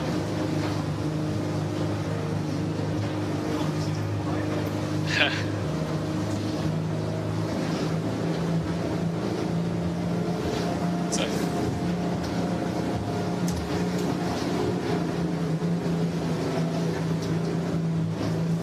think we're on to Gara there. Just getting into that line north of Bradley's.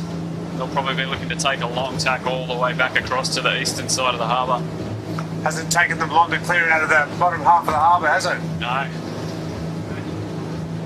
Imagine Signage still sitting in third. They're right in the middle of the harbour at the moment, trying to take advantage of that run out tide.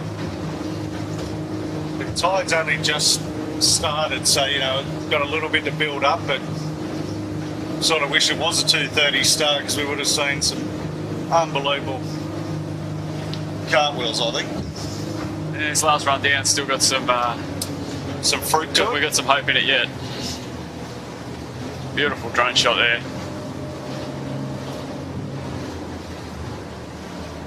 That's back on with the Tagara.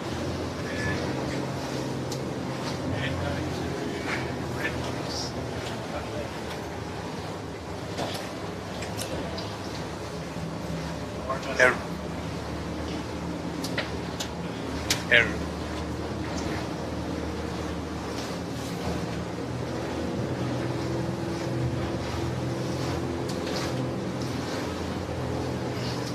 Breeze is definitely getting up there, looking at how much main he's got off there. Yeah, the shootouts are starting to work hard now. That's not hard, I used to work harder. You were looking forward, mate. You couldn't vouch for me. But that was back in the good old days. That don't exist anymore. I actually quite like the 18s. I just pull it on, lock it on and steer around me. Opposite to the leave it off the back corner and make the skipper pull away.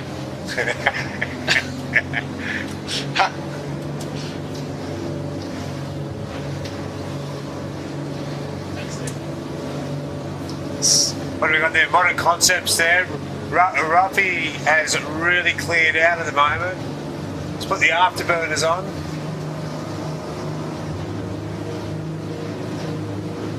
I think just in front, is that the Modern Concepts? Is that Imagine's signage in front there?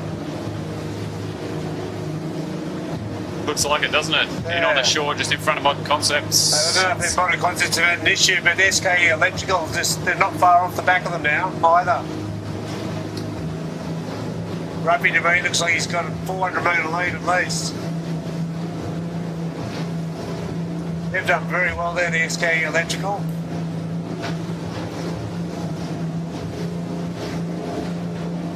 Yeah, they're a big crew. They've certainly got plenty of horsepower. Nicely trimmed there. Well, big runway here, isn't it, for the bigger boys to get the boat moving. I'll be interested to see actually on the next one back. I reckon the SK Electrical might even cross the Modern Concepts.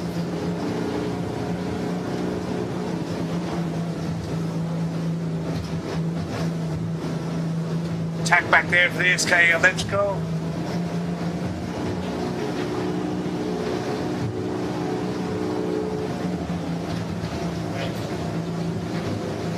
I can imagine Signage second on course now. He's probably 200 metres in front of Modern Concepts.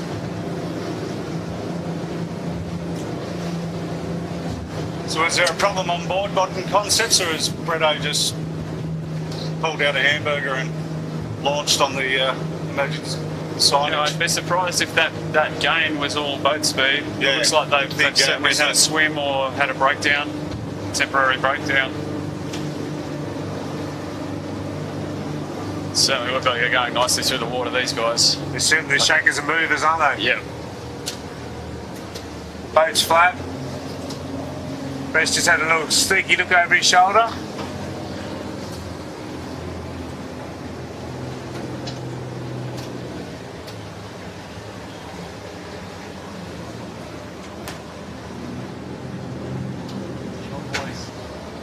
That's the Cybertech group, currently running second in the 13s. Maybe be pleased with that. They would be. I think they'd be hoping to use their leverage to their advantage here and try and pull the EBIX in a little bit. The EBIX have got a pretty healthy lead at the moment. Well, the cash on offer is certainly the incentive, isn't it? Yep.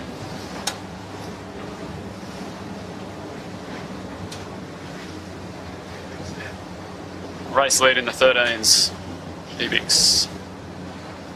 Both these front two boats look like they've been pretty well sailed at the moment. Nice trim.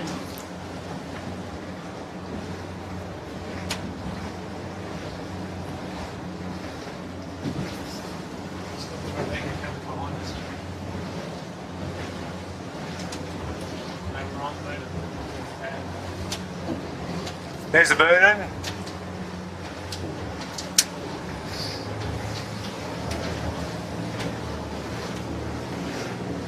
Making their way across to the Eastern Channel now. They're not far off that Sow Pigs Lake.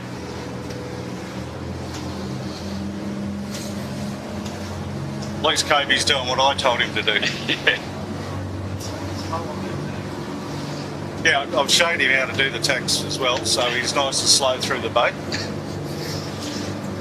You had a count of 5, didn't you? 1, 2, 3. Oh, they stopped the count after a while, mate. I took that long to get through the boat.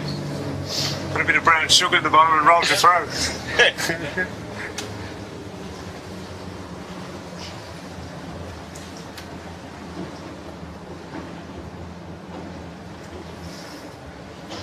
Yeah, they're nice and flat there, aren't they? Yeah, they found a nice patch of flat water here too, but the boat's, yeah, beautifully trimmed. Main set nicely. That's one thing Nath does very well, making those adjustments. And interestingly, the Noakes team have worked the Eastern Channel. Imagine Signage worked the Western Channel.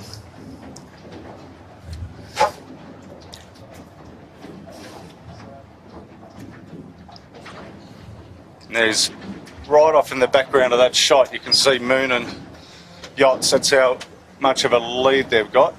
Yeah, Imagine's got a little bit of gauge off their hip, but Moon are a long way advanced.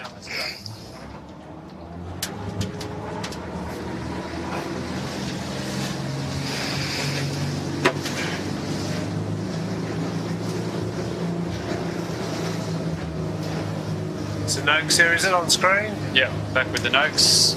SKE, they're in a tight tussle. Just off screen again.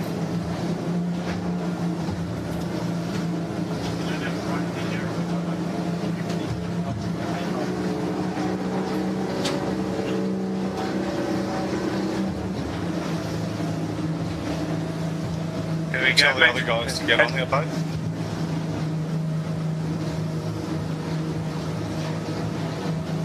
I get the feeling the Imagine Signage is just slowly hauling and mooning here.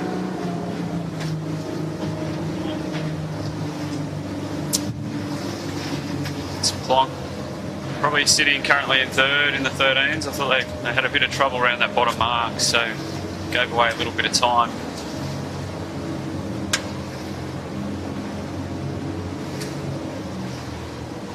Taking a bit more of a westerly approach up this work, so split with the first and second in the race. They might give themselves an opportunity to pick up a little bit of ground. I think Imagine Signage, they fancy their chances here still. They're definitely reeling in the Mooner now. This is as close as they've been. They've got the afterburners on. Yeah, probably five minutes ago, I'd say they had a 400 metre lead. Looks like they've cut it down to about half of that now. Enough. Ruffy's gone for a nervous tack here. Yeah, nervous enough to put a little loose cover on at the moment.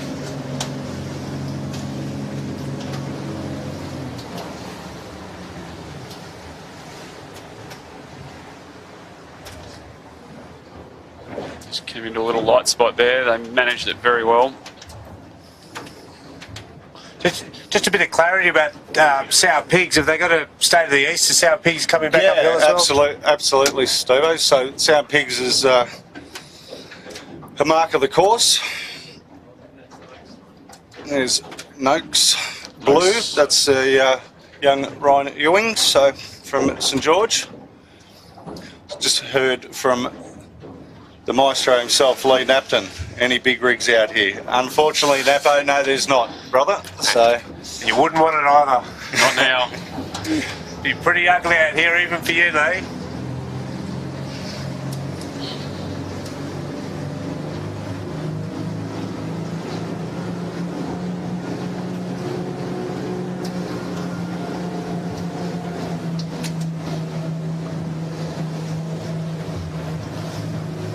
So Modern Concepts now 4th on course. I think the SKE looks like they've gone through them, and then that Skelcon on screen. Bacon Brothers just working their way forward through the fleet now.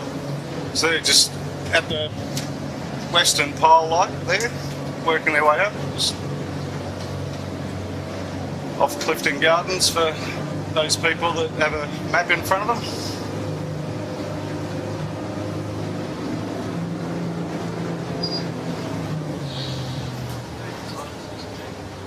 There's our gap from first to second. Just a little bit soft there. He's got breeze about 30 seconds. Robbie's 200 metres in front. He's just in it. Just passing Sow Pigs Reef now. What do you reckon? Is this? We're getting close to halfway up this work. Oh well, past halfway. Well, past it. 2/3. Still a fair bit of sailing to go. So now these guys are around Sow Pigs. Their next mark is up in Little Manly Cove. So then back down here for a port rounder around the Sow Pigs and a work to the finish. The 13s, they're punching all the way to the finish.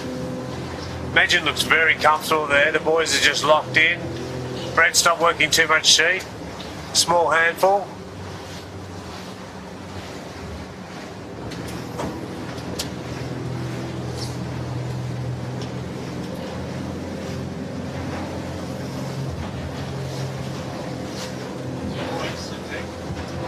There's the Sutec. Hopefully they've advanced themselves forward. I can only see them on screen at the moment. I can't quite tell. It's very difficult out here at the moment to actually tell what the placings are.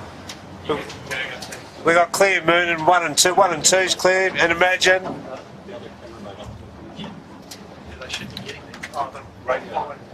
They look nice through the water there too. Good trim. Cigar in the background. And there's the leader. Let's just tack back under a ferry there. It's not going to help his cause. He's starting to get a bit of lump around the racetrack now. It's going to be quite interesting when they come back downhill through this section. You probably think that with Brett in the middle there, they'll probably move through the lump a little bit better, Imagine sighting too. So I wouldn't be surprised to see them close the gap.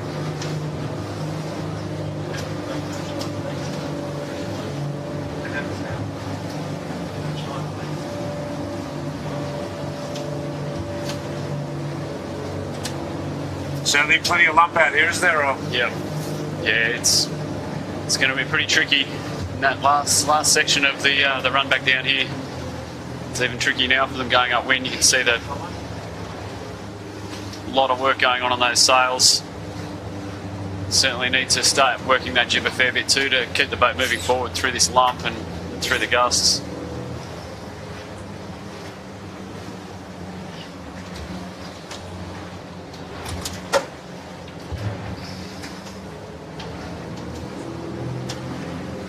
The question is, do you make a run over towards Middle Harbour there and try and get out the lump a little bit?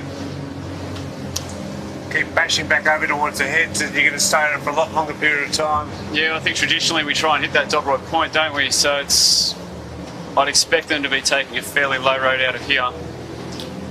And for the Typhoon fans, they're on their way home. Just going past them off Middle Head, so they've retired from the race.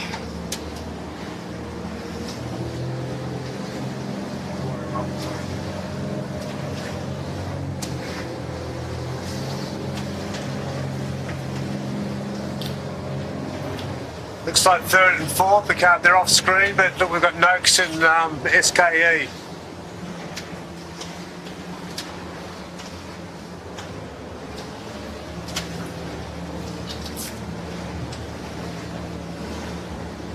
At Skiff, you can see in the background there's Typhoon heading home. They are not in our race.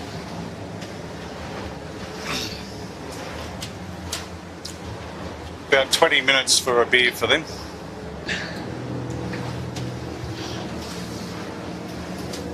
Depends if Ed decides to help de-rig or not, I guess, doesn't it? He doesn't know how to rig it, so he won't know how to Well, Wes will be unrig there it. by himself for an hour.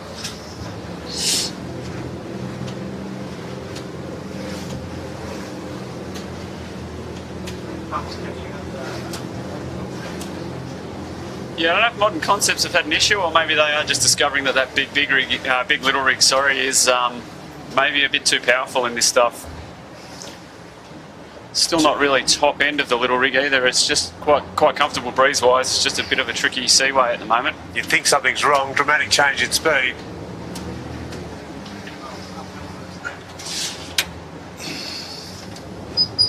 And we've got Imagine Siren coming back towards Moonan.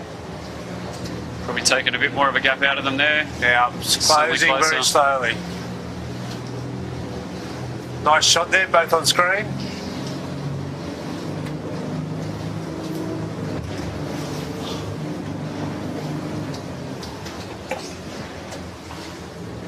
Just so consistent that trim there from Brett Davis. Boats permanently flat. Looks like they Tell could you just... what, looking at not on screen in the notes, they are absolutely motoring. I bet you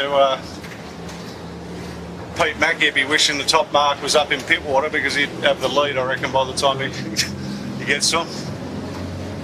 There's some pretty pumped up boys out here, I'd say. Just talking about that big racetrack all the way from the bottom of the harbour up to the top there. Lots of room to get that boat going, get in the groove.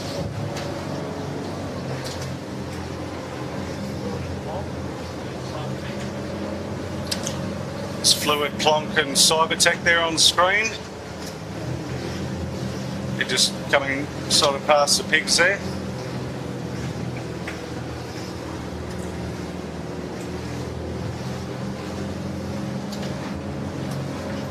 Leaders have really gapped out, haven't they?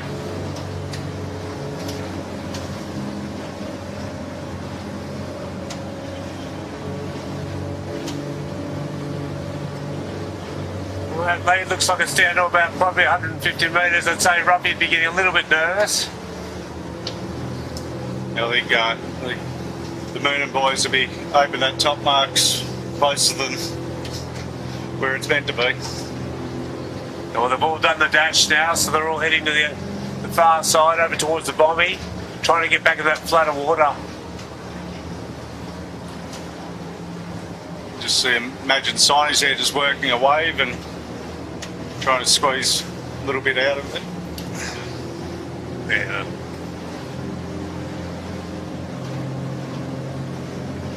Yep. Again, as I was saying before, Brett's working hard to get any sheet there at the moment. Guess it helps when you got an Olympic sailor helping the boat. And the sprightly young Forodan having a sleep on the way up to up to the top mark. I don't think he'll be looking too sprightly up to the end of this.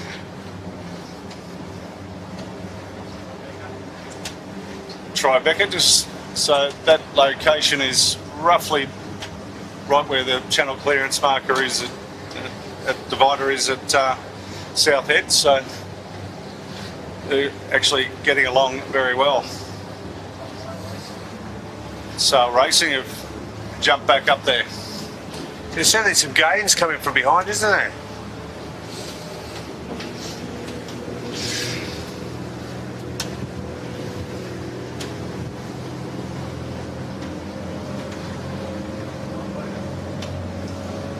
And there's our leaders on screen, Moonan. Yeah, he'll be well pleased to get back into some familiar territory here.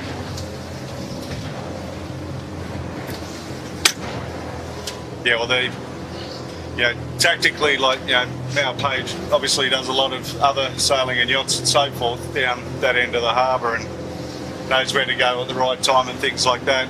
No, Matty Stenner and Simon Hoffman spend a fair bit of time down there on the 18s, but they no match for the tactician of Mount Page's calibre, that's for sure. And it definitely, the gap's closed, but Saw the botany pass. Yep, be a nervous time for the Moonin boys. But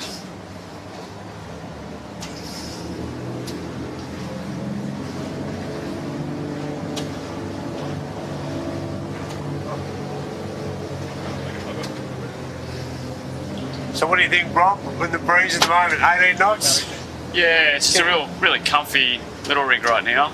Not over the top. Don't think they'll have too much trouble coming back downwind. It'll just be the lump as they get around Sow Pigs. Might be a bit of a challenge, but yeah, certainly a pretty comfy breeze now. Nice flat water that they found themselves in back on the traditional northeast racetrack at Manly.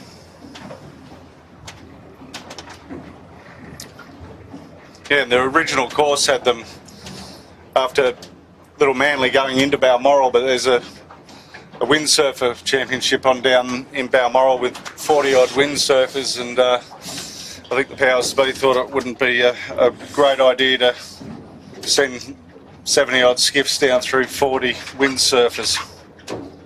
Yeah, I think they thought Clint was going to be sailing, so seeing he dropped out, they probably got a sail down there.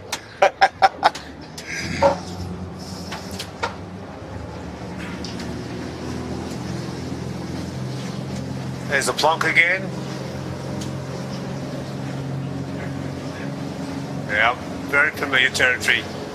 So all the Manly guys will be well pleased getting back in here. A bit more, far more consistent in the seaway.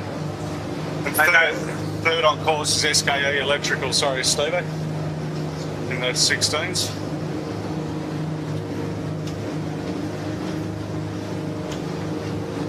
And back in again. It's a nice looking tack.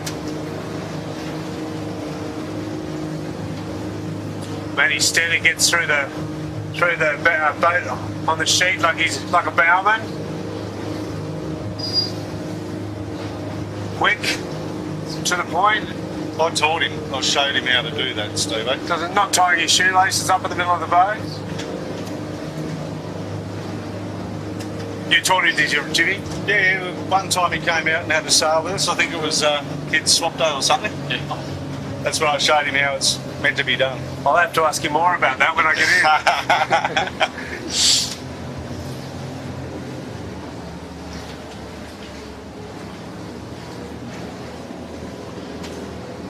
So imagine Simon's just continuing to chip away here.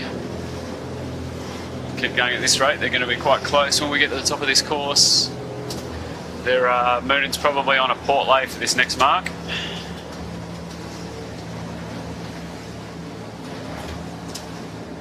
Moonin just slowing up, they've got a yacht that they're trying to avoid. There it is. Like even though Moonin yachts had right away, sometimes a better option when, especially yachts and that are around, is just sort of stall it up a little bit and let the obstruction go out of the way. So it's got Moonin's probably 500 metres from the top mark. He's not on lay though from the looks of things. So they've got two. Another couple of tacks.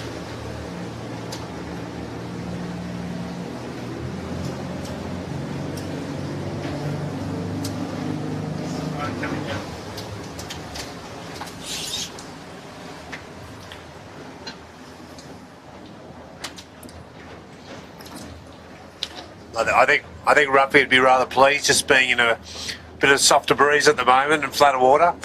He's been struggling down the other end of the harbour.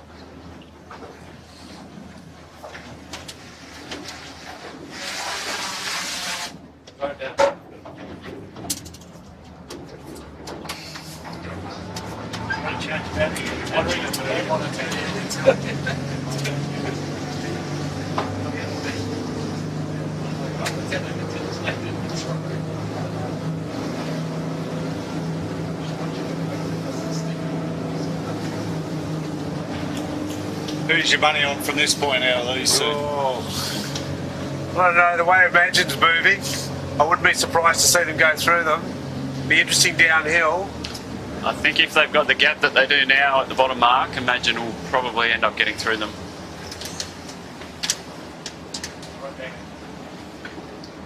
I'll try Tribeca on screen. Is that our third place? No, I think No, SK, these guys are a bit further back.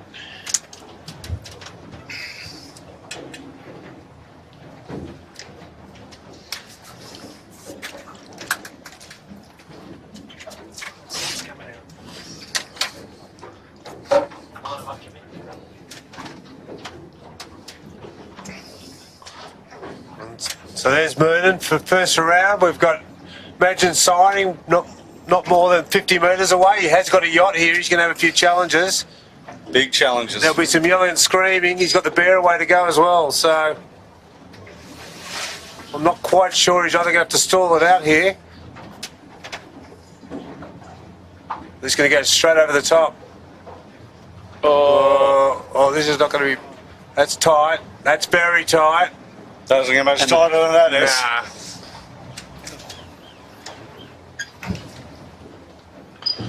They've just given Moonin a little bit of reprieve.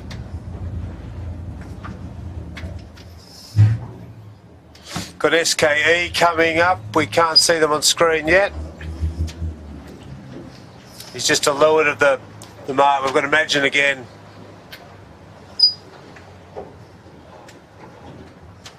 There we go. We're looking for it. Now we've got it. Back on track. It's SKE. He's probably 100 off the mark. Just going to tack back in. John lay there. Just heading back down the harbour as we're just watching SKE coming back into the top mark. They've shown some serious pace up that work. They've really stepped away from the guys behind them. Real clear third, isn't it?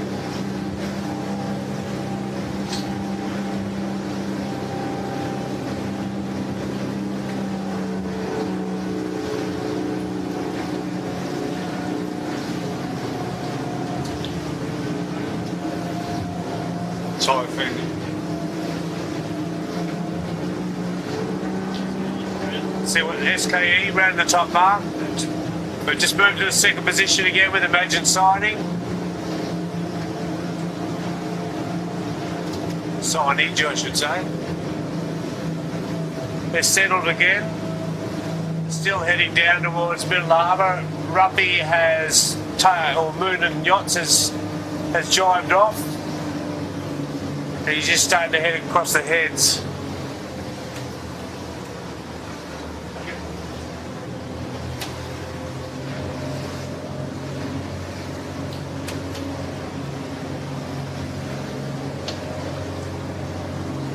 It's got some of the chasing pack. We're just coming through, so goes Sow Racing heading.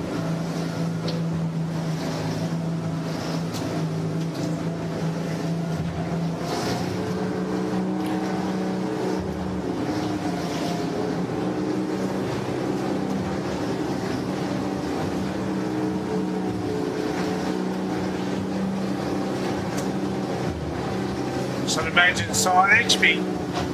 Be nice to see if we can get over to Moonin shortly. They'll be in the seaway. We'll just see how they handle that. We'll leave the drone on the Imagine and we'll go over and... They look deep. They do look deep, and Moonin have just up ahead of them have picked up a pretty nice knock to get them down towards Sow Pigs. So Pond rounding at the pigs. yeah, so they've got to be under it, but you don't want to be too far under it. No.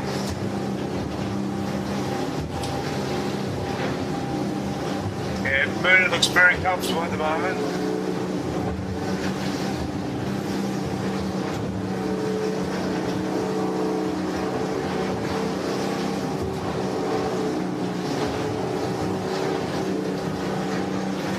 Just looking back up the course, we've still got Ebix leading the 13s. quite comfortably now, and Cybertech Group and Plonk are having a pretty good battle for second and third.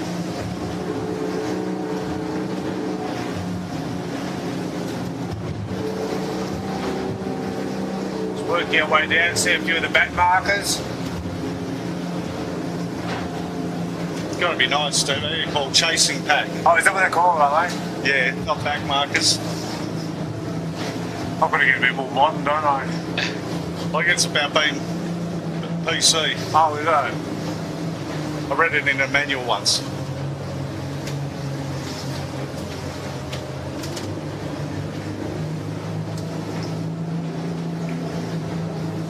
The moon are just going past the Bella. But, had a little swim.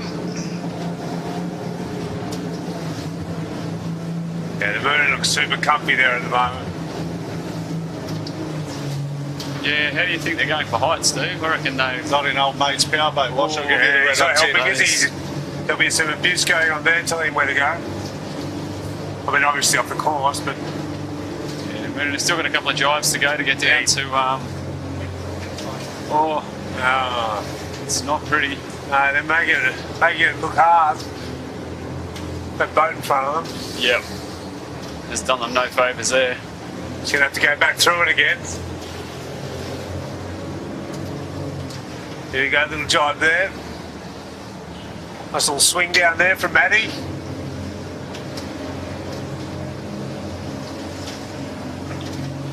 We're going to have an interesting cross coming up here. Imagine signage are coming down with heaps of pressure. They might be slightly low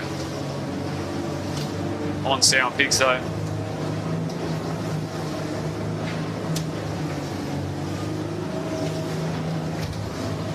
It looks like the moon has got them. Yep. Not by much.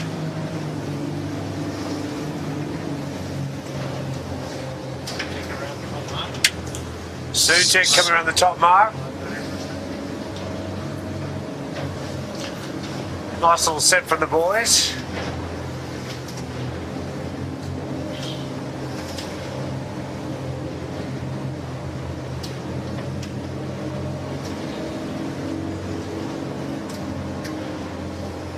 There's a bit of traffic down here, yachts, start boats. Yeah, this is the Middle Harbour Adams 10 start line. Middle Harbour Yacht Clubs. There's the moon, and he's going to have to think about one very shortly. Here he goes.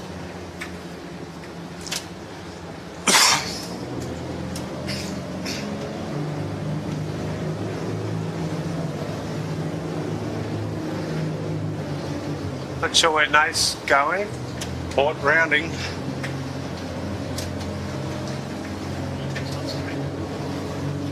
Yeah, There's the 13 litre on screen. I'm not sure where Nathan's going here. He's Nathan about to just- get himself on the wrong side of the Sow Pigs Reef here. He's definitely not getting around that north marker from where he is. No, he's No, dropping they're just now. dropping now. They're at that point. He looks comfortable now. They're going to cross by each other and give each other a wave. Which way are you going? I think we did that once with Typhoon at Yeah. Balmoral.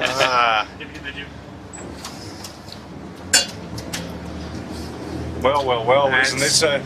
It's going to be quite an awkward encounter, really, Well, isn't is it? it? Well, it's, yeah. Especially for the gold medalist there. Port Rounding is what I was Port told. Rounding. Yeah. You don't get Oh, to choose which way you go. Wonder if he's going to tell him.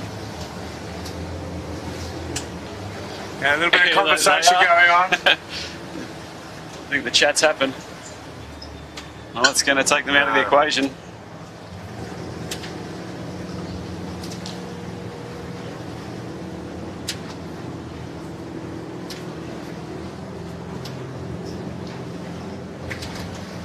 SKE still got a couple of drives to do to get around that port side. That's pretty disappointing, really, isn't it? We're going to have a real match race coming up to the finish. Oh, SKE off screen that's had a right. moment. Shoots down, managed to save it. They do have to get around that mark. Just realised what Sow Pigs was. Yep. What did I do? Yeah, I'd say Bernard now is feeling a little bit more relaxed. a lot more relaxed, this.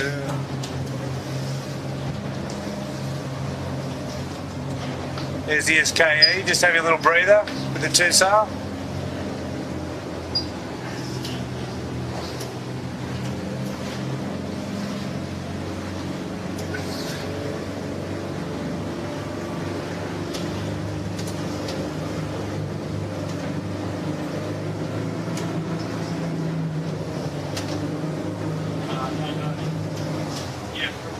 There you go, wait for the round up for the SKE.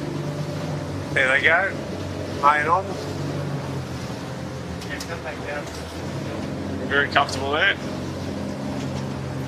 Yeah, I think the gap's too big, isn't it? Yeah. I'd imagine those 13s Imagine getting close to a signage finish. has figured out they're wrong and they're heading back to go around Sow Pigs. That's a big undo though, isn't it? No, To unwind it's a yourself big from that. It's undo. not just going around a mark, you've got to go all the way back around the reef. Pick it up and run it across.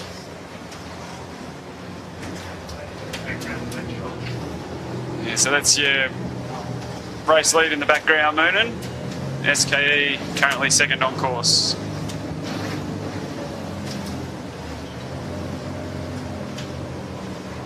Well, it'll be interesting anyway. We'll get a far better gauge on the boat speed of SKE here now.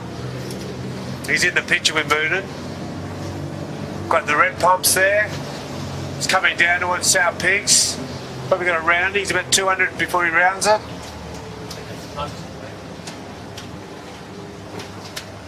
Is that Noakes there? Noakes in the background? Yeah, just coming around the bottom, the south end of the reef.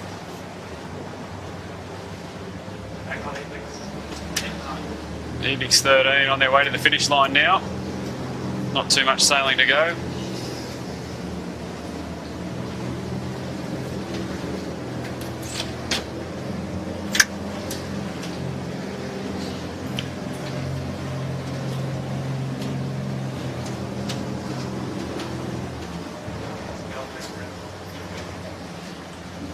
Skulk and red pumps.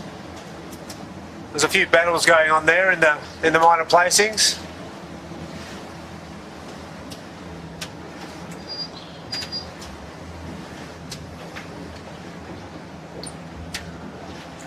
It's a beautiful shot from above.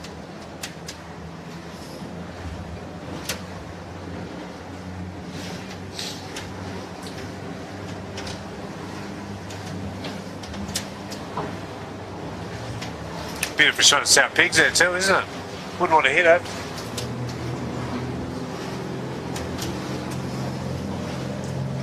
Been a few over time I've hit it, Steve. What's that, sorry, Jimmy? There's been a few over the period of time that they've hit it. They have, haven't they?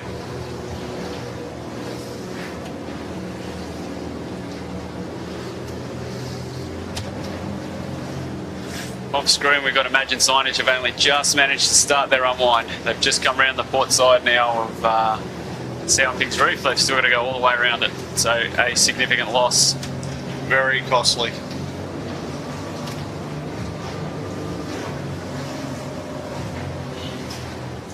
SKE Electrical have actually picked up a little bit of a slant here compared to Moonin it's Moonin in the background. That shot slightly down. Boys look very comfortable there too.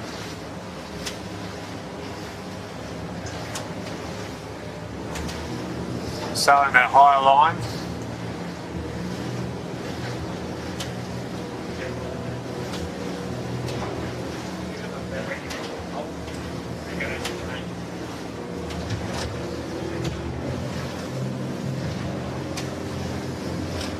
So barring gear failure, it looks like my money's safe. Yeah.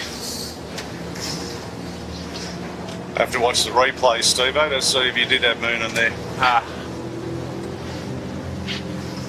Now,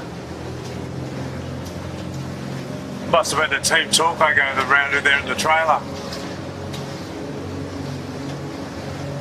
Unfortunately, my other picks aren't looking so good. Paulie must be back at the bar.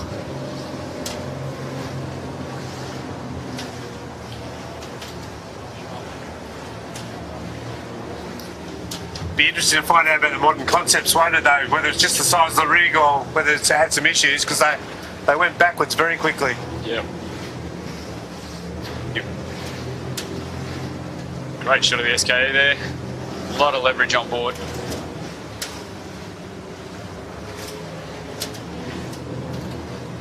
Boys do a beautiful job on the drones there.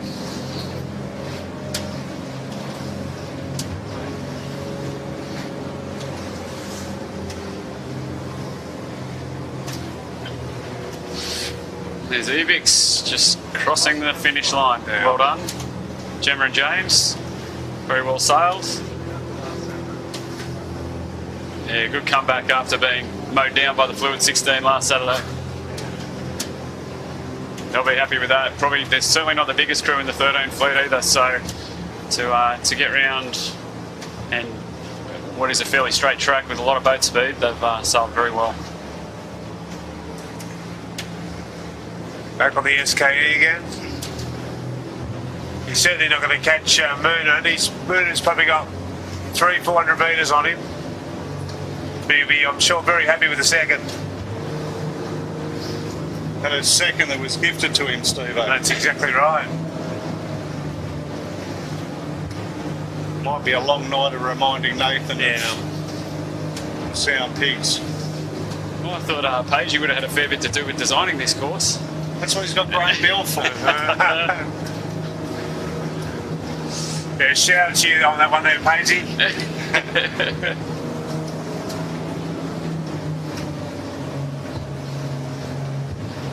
There'll be plenty of sailors taking great pleasure in that this evening.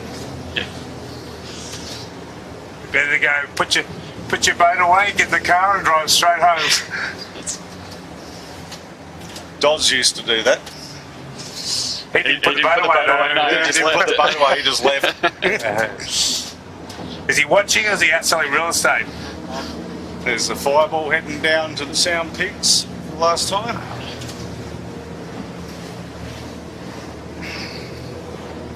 Lovely signage there on the fireball.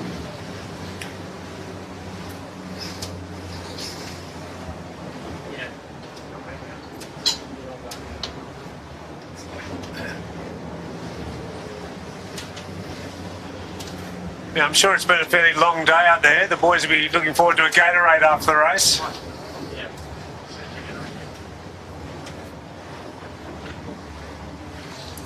It's Pepsi Max and Sydney Sailmakers making their way down in the background. There's a fair bit of sheet off for a couple of big boys.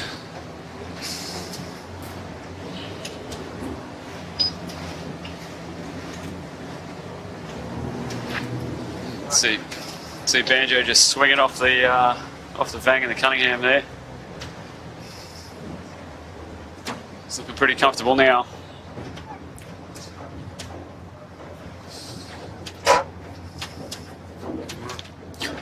On the camera, boat suddenly gone flat.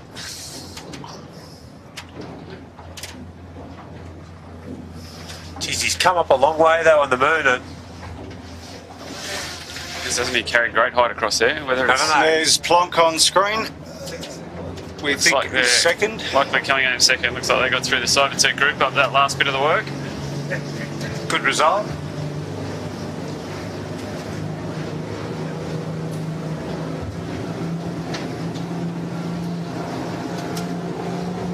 Be interested to see what the feedback is from the sailors about the race, the longer course.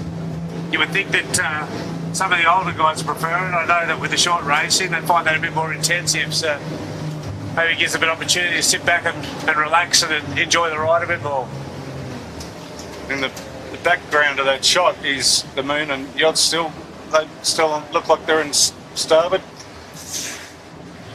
He's just heading over to Dobrog with confidence there, the Moonan. I think SKE would have made some gains here from looking at that. Yeah, significant gains.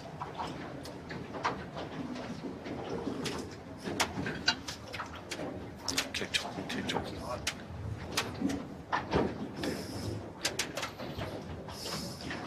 How would that?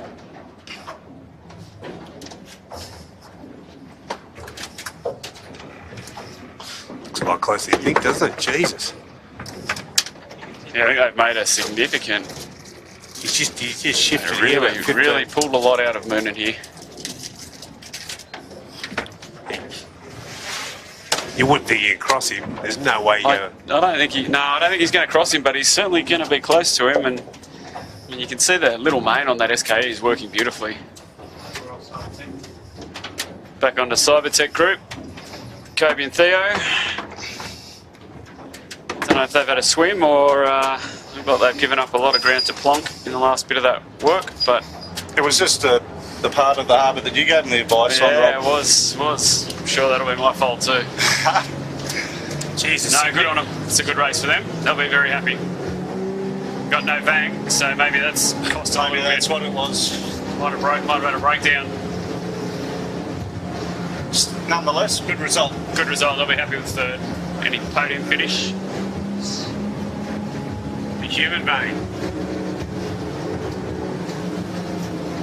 Moonen have given up a huge amount of ground to SKE there, and as a result, they're going to have to put a pretty tight cover on the last bit of this work. Yeah, from what was a significant lead of 300-400 metres, we're probably down to probably 80 metres or something now.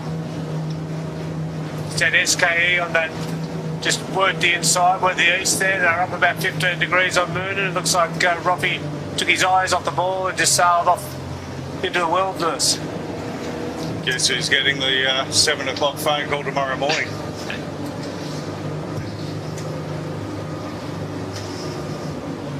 Anyway, it's turned into an interesting race. Probably even closer, isn't it?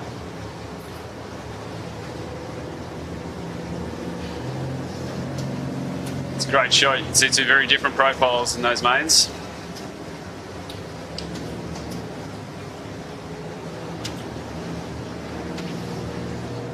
He's going to push as hard in here as he can to try and make sure that SKE can't get any gauge off his hip when he tacks off the shore, but they've managed to just drag enough height that they're going to have clean air when they go back.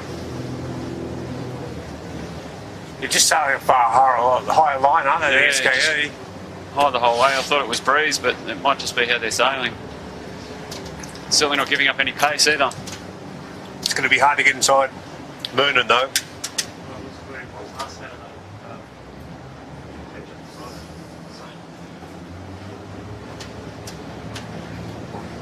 He'll be aiming just to climb up inside him here.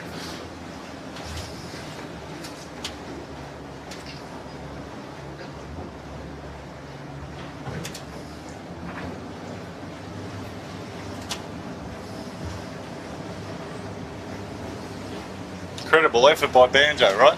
Yeah. Incredible. Hasn't taken him long to get a feel for these boats. Is he a good handicap winner? I think he's a very good scratch winner, mate.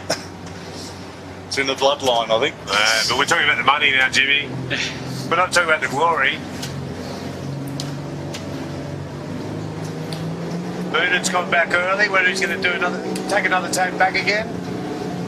I think he's looked over towards the toilet roll, as it's fondly referred to, and he said there's a bit less breeze in there.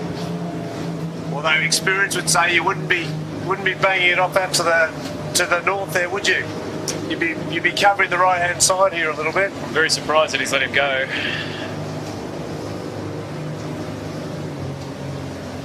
I'm being quite nervous. Moonen's coming back now. He's just seen a nice breeze line, probably got a little knock.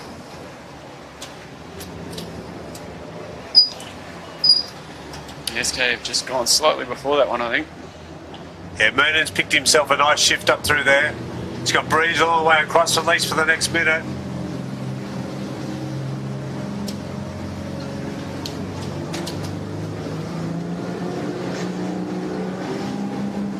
Actually, it looks like Moonen, if he keeps going, he's going to connect with the other breeze coming out of Manly. No, he's going to put a loose cover on him. Putting a very loose, very tight cover. Just slapped him in the face. That's how you're going to do it from here. It's not too many tacks left in this one, so don't want to give them any gauge. SKE's just tacked back again. He's just dropped off the speed a little bit. Again, Moonen's back in the pressure, but he's coming back at him again.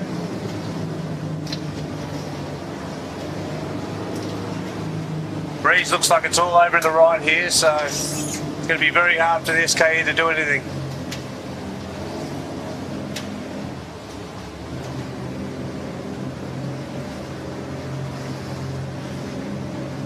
Great shot of the two boats together.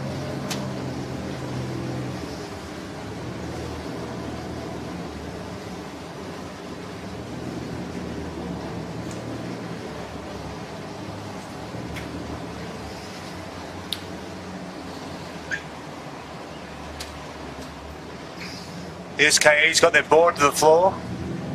Don't know whether that was the entire race or whether it's just been dropped recently.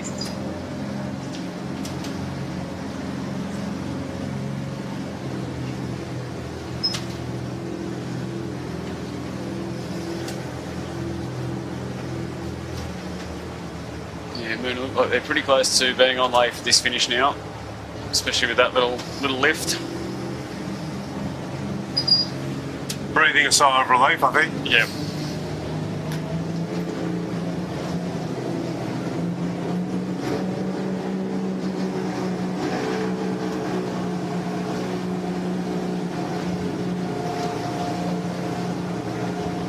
I'd have to say the sail of the day goes to SKE though.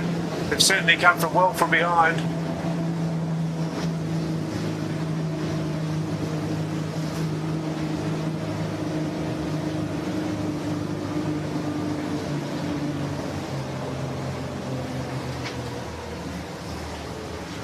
Just navigating their way through the softer waters here. Softer breeze, sorry.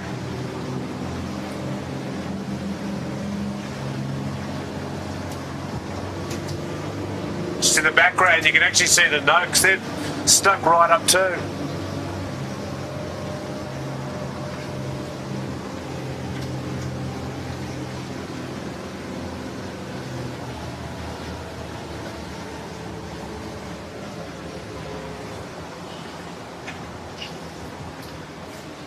Tell you what, the SKE Electricals definitely made a statement this up this last work, haven't they? Yeah, it's fantastic the guys have come down.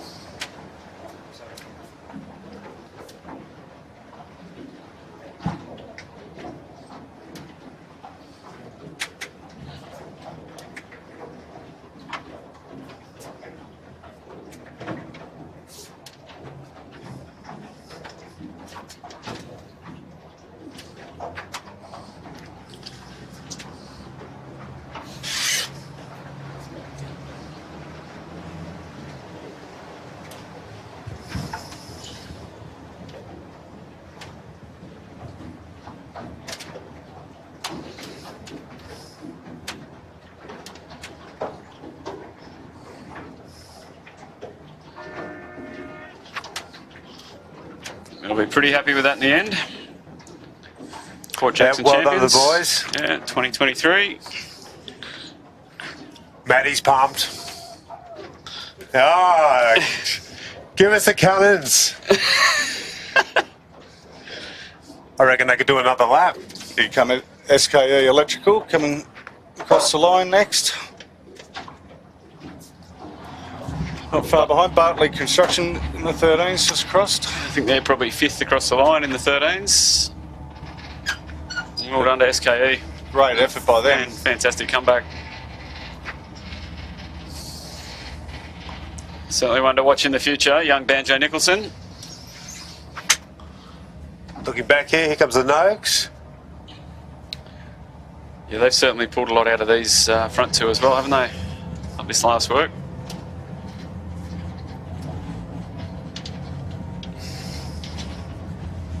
Looking down the course. To the red pumps or Tagara? Tagara's probably 4th on course now. We've got Skelcon stepped out in front of them. There's the Noakes Noakes. crossing the Noakes line. across the line. Boys will be reasonably happy with that, and Sarah, I should say. Yep. They had a bit of a slow start, so it was gains all day for them.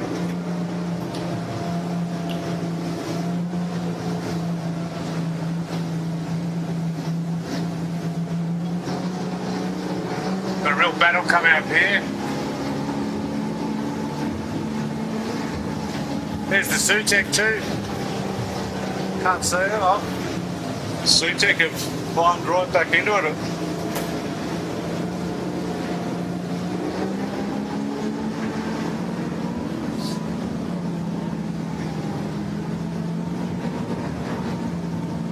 There's the Tagara back on screen.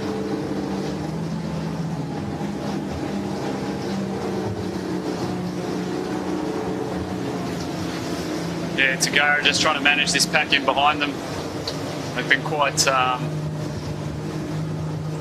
well behaved. They haven't had any big splits, so they've managed to just get themselves between the finish line and these next 3 boats.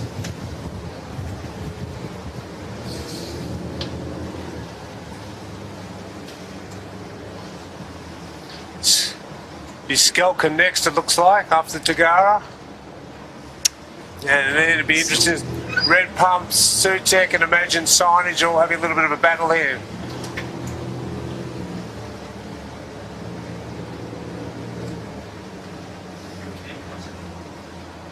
QED crossing on the 13s.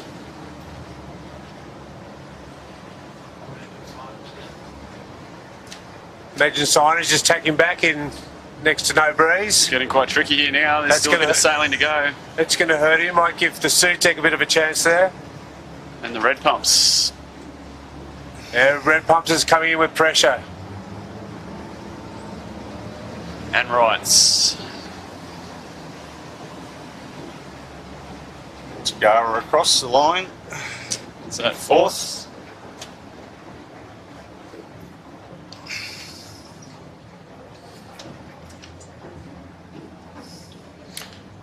So Skelton's got this. Squeeze themselves over the line. Here comes the Red Pumps. They'll be next. Port and starboard here with the Sutek and the Imagine Sighting. Sutek should get them. Roll straight over the top. Oh, This is going to be tight. This is going to be very... Tyler's just split them there, has he? Yeah. They're all 3 on the line, I reckon. Yeah, Red Pumps, Sutek, and then Imagine Signage. The way I looked at that drone shot, and then next across the line will be Modern Concept instructions.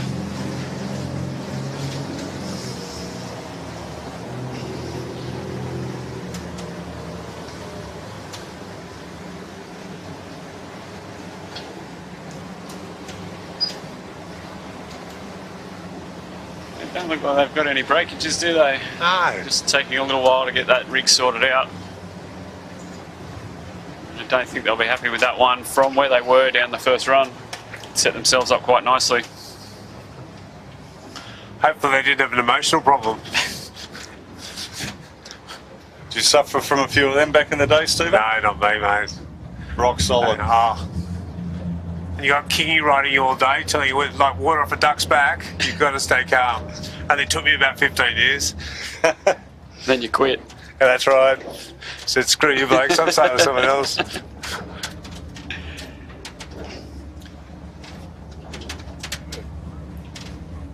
And quit's a strong word too, Rob. Jeez.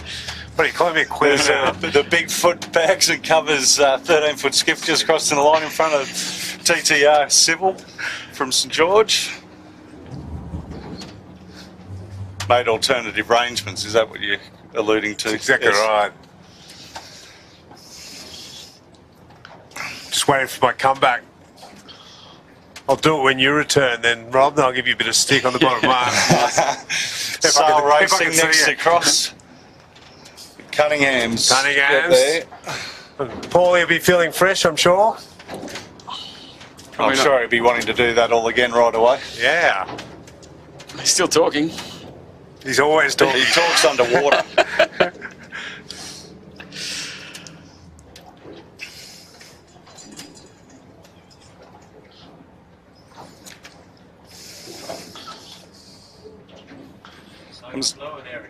Number 44 in the 13s, just making it to the line, which is AWOL, I think. Yeah, Andrew de Montfort, Jake Bentley. Yep. And then Eric Storage and Noakes Blue. Well, I don't know what's happened to Noakes. They just lost someone overboard, I think. Yeah, they have to be the forward end. It's never the skip, never the sheet end.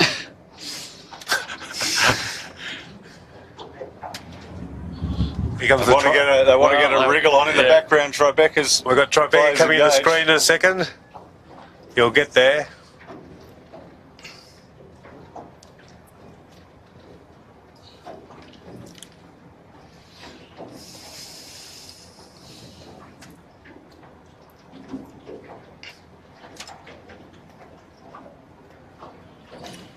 Tribeca. Just crossing the line.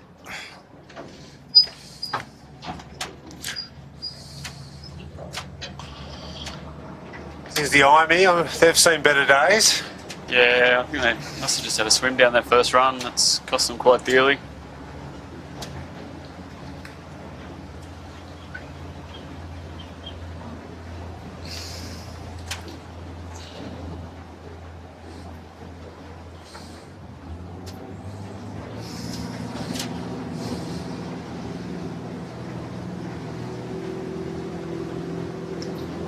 In the 13s, Botany Access and Ronston. On the scaffold.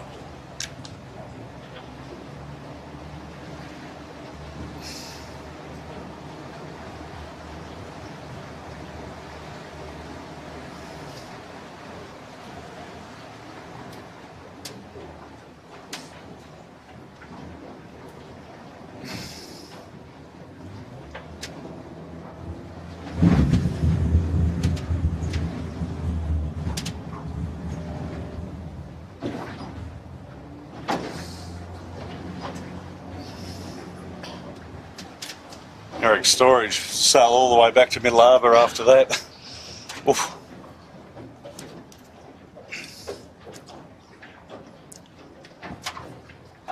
They're going to set the chute, or they just doesn't Probably look too tired, mate. Doesn't look like it, does it? There's the Botany Access. Two Thomas brothers there. Rob Cleary in the bow. He was looking pretty pumped. He thought it was old Buffers, actually. He's had a couple of runs this year. He won't qualify for old Buffers.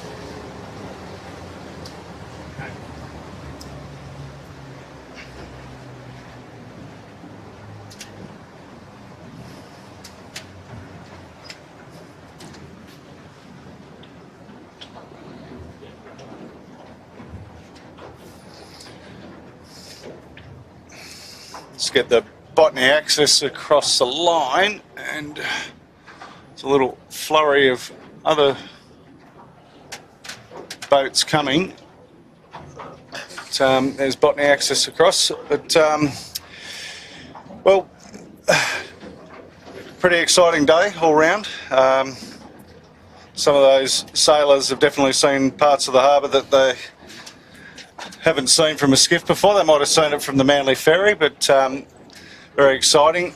Very deserved win to the Moon and Yachts boys of Daniel Turner, Matty Stenner and the Hoff.